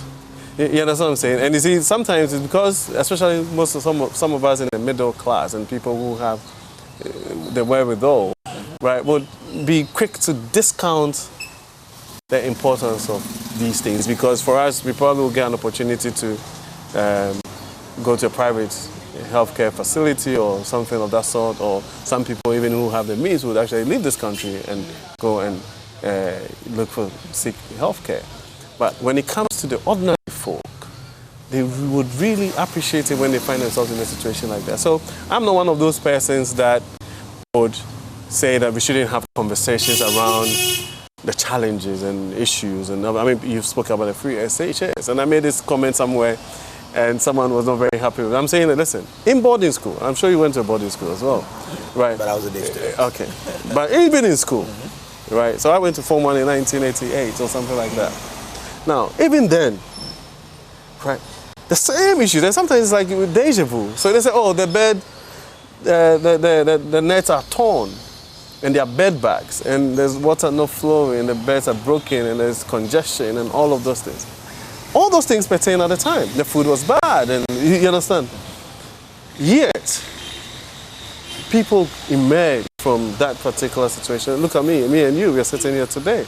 So the issues that we have, even in our education sector, can never be as a result of free SHS. What it means is that the managers of that particular sector, yes, of course, we have to implore them to fix the issues. You understand? Mm-hmm. But when you look at the bigger argument, the argument of basically opening up and ensuring that you're giving opportunities to young people who hitherto would never have had an opportunity. It's an argument. Quality. Yeah, but you see, it doesn't. And you see, and that the debate is, what is it? The end product, for me, is that a child gets access to second cycle education, is able to move from there to the tertiary or be able to venture into other things. Now, for example, if you have, let's say, even a carpenter who has secondary school education with some technical skills and all of those things, will be a better carpenter than somebody who hasn't at all. And you can situate that in almost every facet of our society in terms of even people being able to understand and appreciate the issues on a day-to-day basis, and even if you want to even extend it, right? A parent that has some level of formal education is almost a better parent in terms of how they're able to nurture their young and all that. So that's what I'm saying, that in the long term, these are things that maybe because we can't feel and touch, right, we discount. So I'm talking about the broad policy direction and initiatives, and I'm sure there are a plethora of examples that we can give. But the reality on the ground is that, yes, we cannot be an isolation when it comes to the whole exigencies of what's going on in the global landscape. Okay. In terms of politics, in terms of issues to do with global warming, in terms, and sometimes I have a challenge with even our media, so I think it was a couple of days ago, and I saw some flooding in Germany that is almost getting into Belgium and all that, and the devastation and everything. And I didn't hear one station, maybe if they did, I wasn't listening at the time, actually also make a certain attribution to the fact that as Germany. Yes. No, I'm not thinking about Germany. I'm making a point. I'm saying that to make attribution to the fact that for us as humans on this earth, that has been bequeathed to us, right? We have a responsibility to this world in terms of the environment and all this, because there's something called climate change and global warming and all of those things. But do you know what the reportage is? In a couple of days, unfortunate as it is, and some people lost property and all of this thing, it's almost as if that everything is attributed to the state. But there are other, whilst I will not absolve the state and the security authority, the city authorities and stuff from the stuff they are supposed to do, we need to now elevate the discourse to a certain point so that even the young people that are in our schools, in terms of curricula and all of this, they will have a certain appreciation of what the real situation is in terms of global warming, in terms of the sea. Our seas are getting warmer, and we have issues to do with the recent issues. We have some issues in the Volta region, the sea defense, all of these things are major issues that will require a new way of thinking, a certain appreciation of the issues and everything, so that when we are fixing it, right, we solve it. That's one of the things that we do in this part of the world. Is that government? But you see, it's a collective. It's a concerted effort. You understand? So whilst government has a certain responsibility, right, the media and our friends in the media, and who are basically major stakeholders in this whole democratic experiment, also have a certain responsibility. You understand? So that when it comes to the whole idea of finding solutions to the various challenges that we have, we're not basically putting plaster on the thing, but dealing with it. You understand? Uprooting the real issues and dealing with it. So that's what I'm saying, that it requires a certain level of... Otherwise, what happens is that it's almost as if that, yes, it's a government issue. Let's even push this idea or agenda that, well, these guys have come for 4 years, 8 years, let's remove them, let another group come. But the reality of the matter is that we are not solving the problems. But it requires a certain concerted effort. But if you put the MPP, of which you're a member of, aside, as a Ghanaian, do you really, heart to heart, do you feel satisfied with how the country is being governed? I do. I am. And you see, the thing is that... How satisfied are you? You see, let me tell you something, right? If you want to gauge that, right, sometimes you probably would have to take a bit of a trek outside of this jurisdiction. Don't go far. Just even visit parts of the sub-region. And you realize that when you come home, you realize that, yes, we have challenges, all right. But even in terms of institutions, in terms of human capital, and you see, I have a challenge with even some of the commentary, because the state is not only about government, even private individuals. Like, for example, the owner of Multimedia, who is a private individual who had a certain vision and nurtured an idea, and today is birthed a certain thing. And when you do, it's an amalgamation of private sector entrepreneurship and ingenuity and teachers and doctors and all the people. That makes a nation. You understand what I'm saying? And sometimes I believe, I might probably get into trouble for that, I believe that we give the politicians too much credit in terms of being able to find the solutions, or even so, basically, it's almost as if that let's give them all the plaudits, right? And then let's give them all the criticism as well. When in reality, it's a concerted effort. So we need to, it's an aggregation of all the things that we are doing as a people. What you're doing here, someone might not even factor that into a whole developmental agenda, but it is.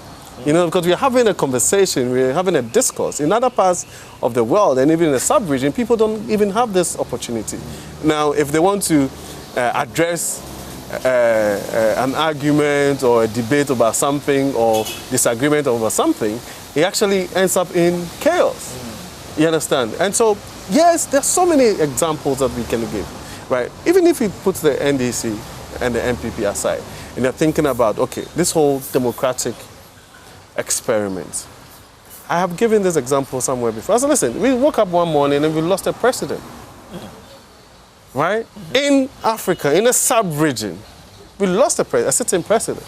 Within 5 hours or 6 hours or so, the vice president, by dint of a constitutional instrument, has been sworn in.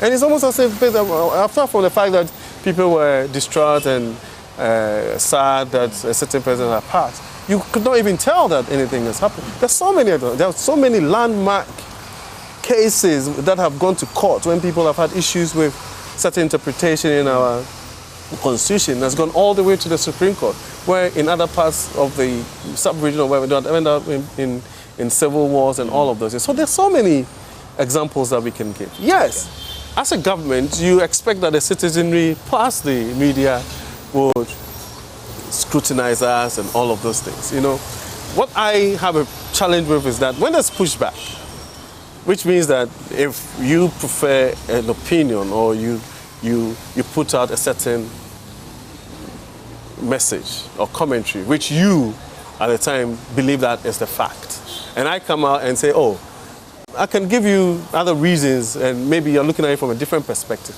All of a sudden, you rather telling me that I am actually trying to either stop you from, or I'm stifling free speech. And so there's so many things that we can do for me together as a people. And I mean, if government has to set up in certain areas and people, the citizenry are expressing disquiet, it's a responsibility of the government to fix it. I don't have a problem with that.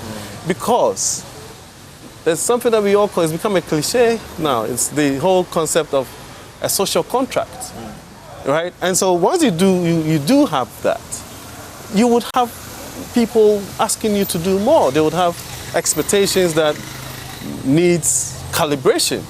They will have expectations that you need to manage and all of those things. And all of these things are part of the democratic dispensation. What about the campaign message of you having the men? In the face of the rising rate of inflation in the country, is this what your men can do for us?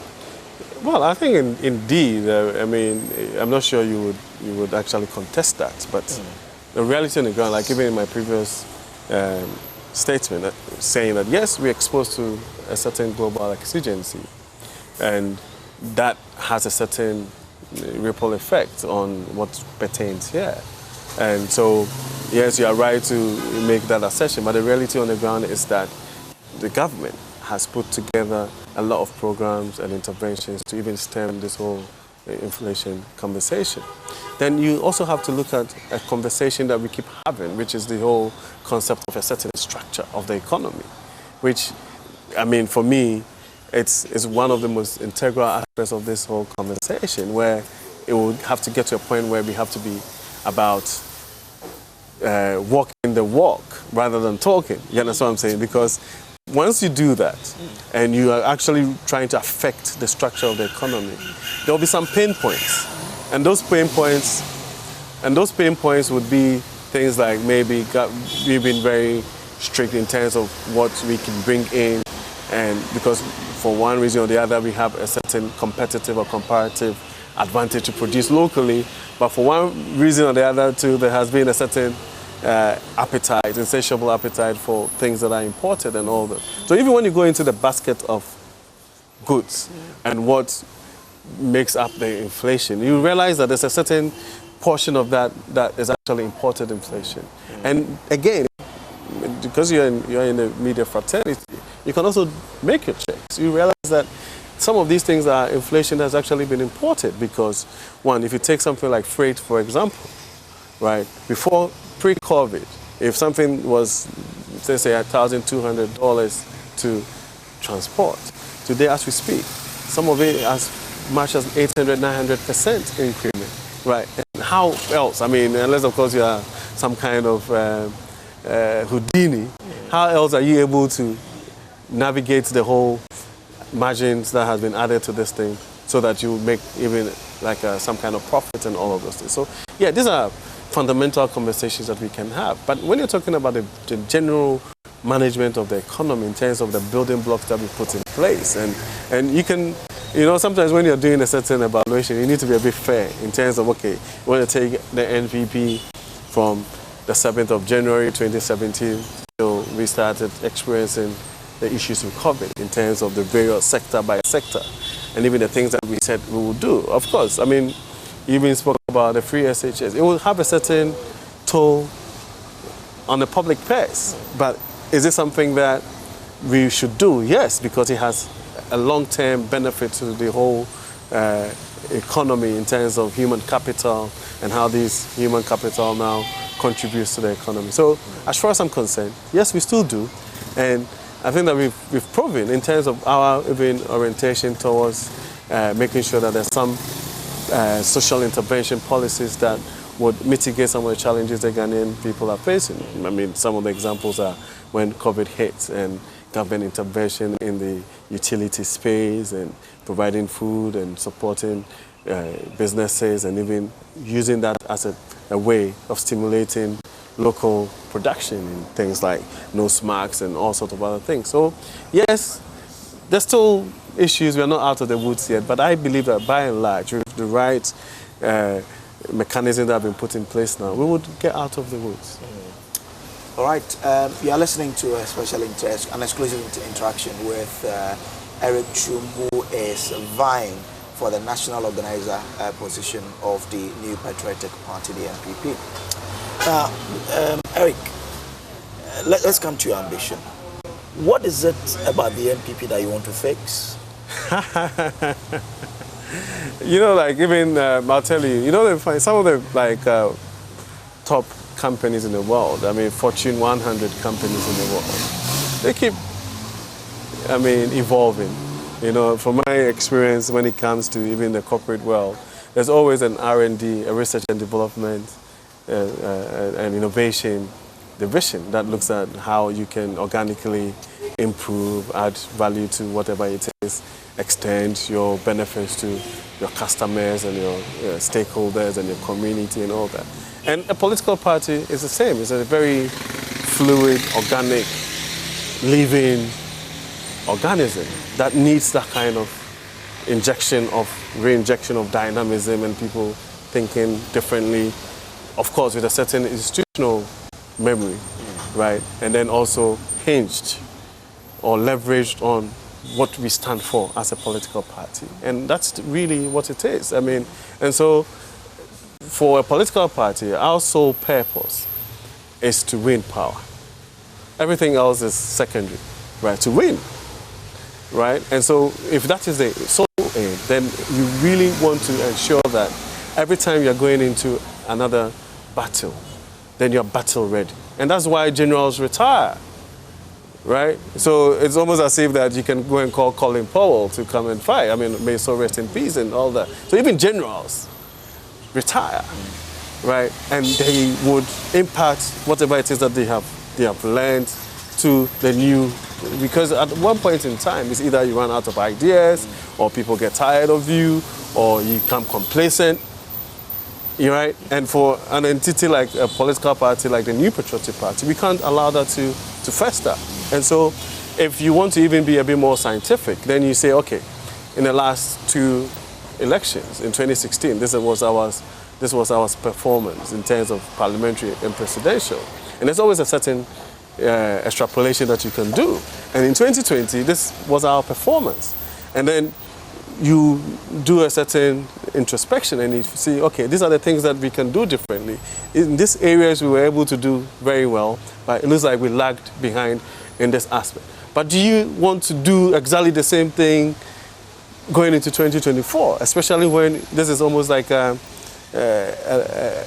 landmark election in terms of no political party has been able to break the 8, as we've been made to know right now. So what it means is that it can't be business as usual. And so some of us would have to sacrifice. So this is not a quest for self-aggrandizement or a popularity contest. But the reality is that there are people, thousands and thousands of people like myself, who have sacrificed for this party. Some people have even lost their lives. Some people have lost their livelihood. Some people, so many other things that you can think of. And continue to be passionate about the party, believe in the party, have a love for country, right? And so as we go along, some of us would have to put ourselves up to represent those people, right? Of course, as a collective, as a unified political party. And so that's exactly what I am doing. Okay, so you're talking about you've sacrificed. What is it that you've done that your party members should look up to say, oh, this guy has done this and that, and we should give him? No, I wasn't even. I'm just trying to draw your attention to a certain generality, and there are people who have a certain affinity to the party. And so you'll be walking on the street, and some woman in the market will say, "Hey, you know, in the local parlance, and I'm talking about those people. But you're asking me what I have done for the party. I mean, of course, I mean, I have volunteered for the party at various stages, and from all the way from the polling station level to being a constituency executive and working for the communications team in opposition and in government, helping with the communication strategy, supported manifesto, all of those things that I have done. And maybe some of these things are done in the background, but I have done that, and there are people out there who can attest to that fact. And that is not even the case. The reality on the ground is that once you have a certain conviction and a certain desire to serve, right, then it shouldn't be about how popular you are. It's about going out there and telling your story and selling a message and making sure that you connect with the people who are going to make the decision in the final analysis. And these are the delegates. And the delegates have bought into your message? Of course. I mean, the thing is that in some places, you see, there's a certain reversal of roles. You're going there to tell your story, and they are telling you what they expect of you. Okay. I'm interested. What have you been And that in itself is profound. So what have they been telling you? That's not my point. So you are going there to tell a story, to sell your message. And I say, yes, it's a bit nice, it's flowery, it's nice, it's well thought through, it's decent and all that. But this is what we expect from our national organizer. Right? So to be responsive, to ensure that there's a certain collaboration partnership between the party and the government. There's a percolation of information flow all the way to the grassroots level. People's voices are heard.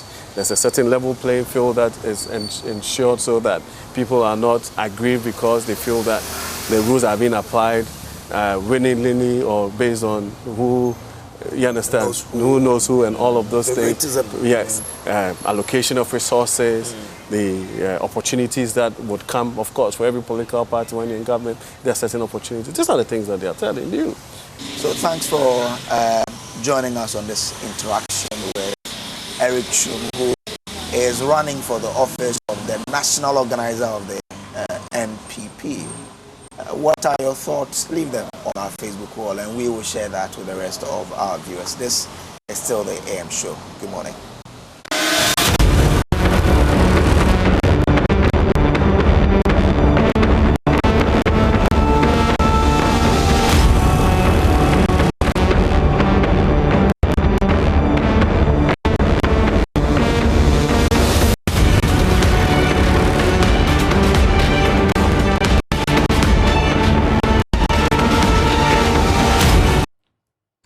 Hiya, welcome back.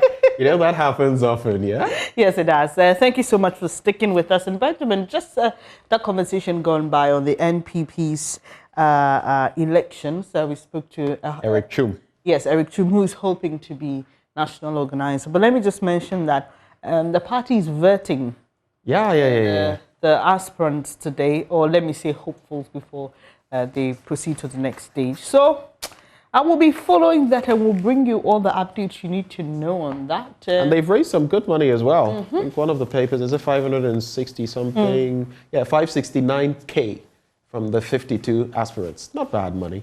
52 people. Yeah, 569. But what does this say about the current executive when you have so many people thinking? I remember your conversation with Musa Superior. Asking about money and politics. Yes, and no, and even, you know, because it makes you wonder if they felt that the current executives were doing so well, why would you have so many people wanting to replace or take? They will tell you democracy and we give everyone an opportunity.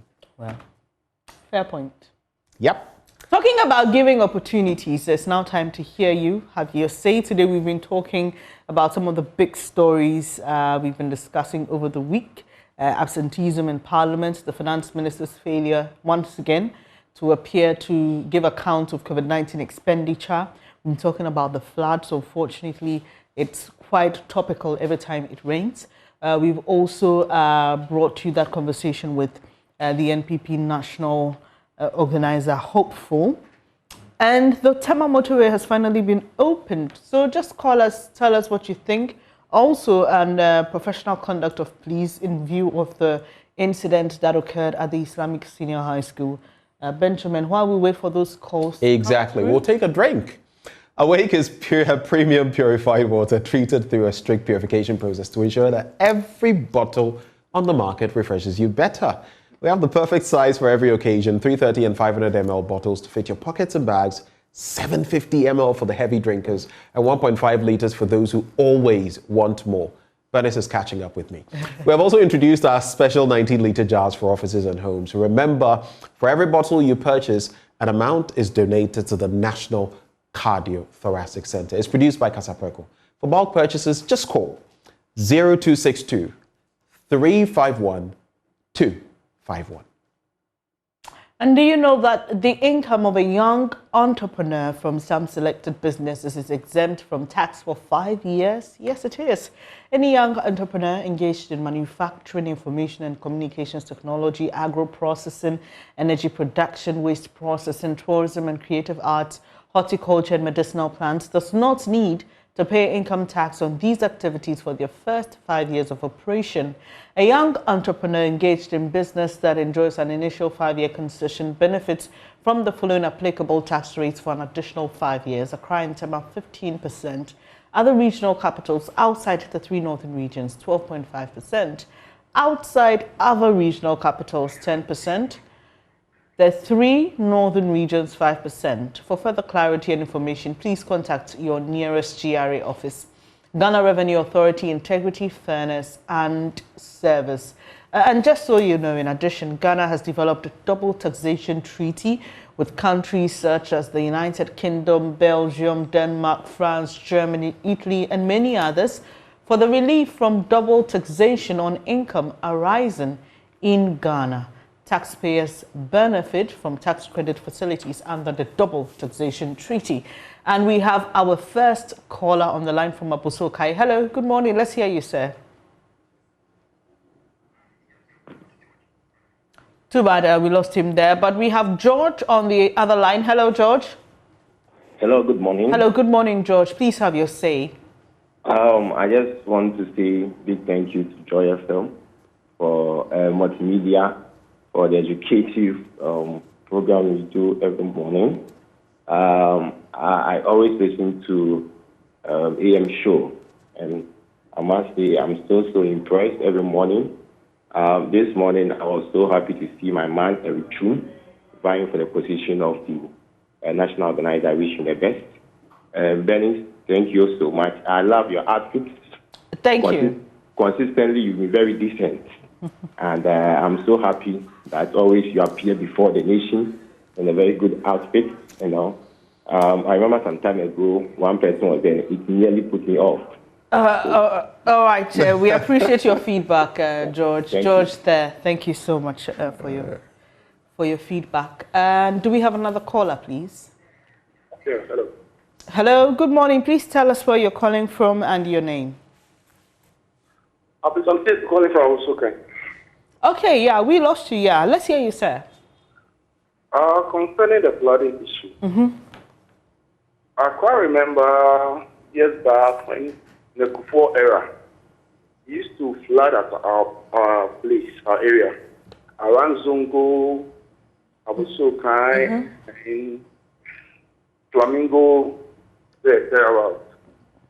But Kufuor was able to do the drainage system very good to the extent that whenever it rains, the flooding has stopped permanently.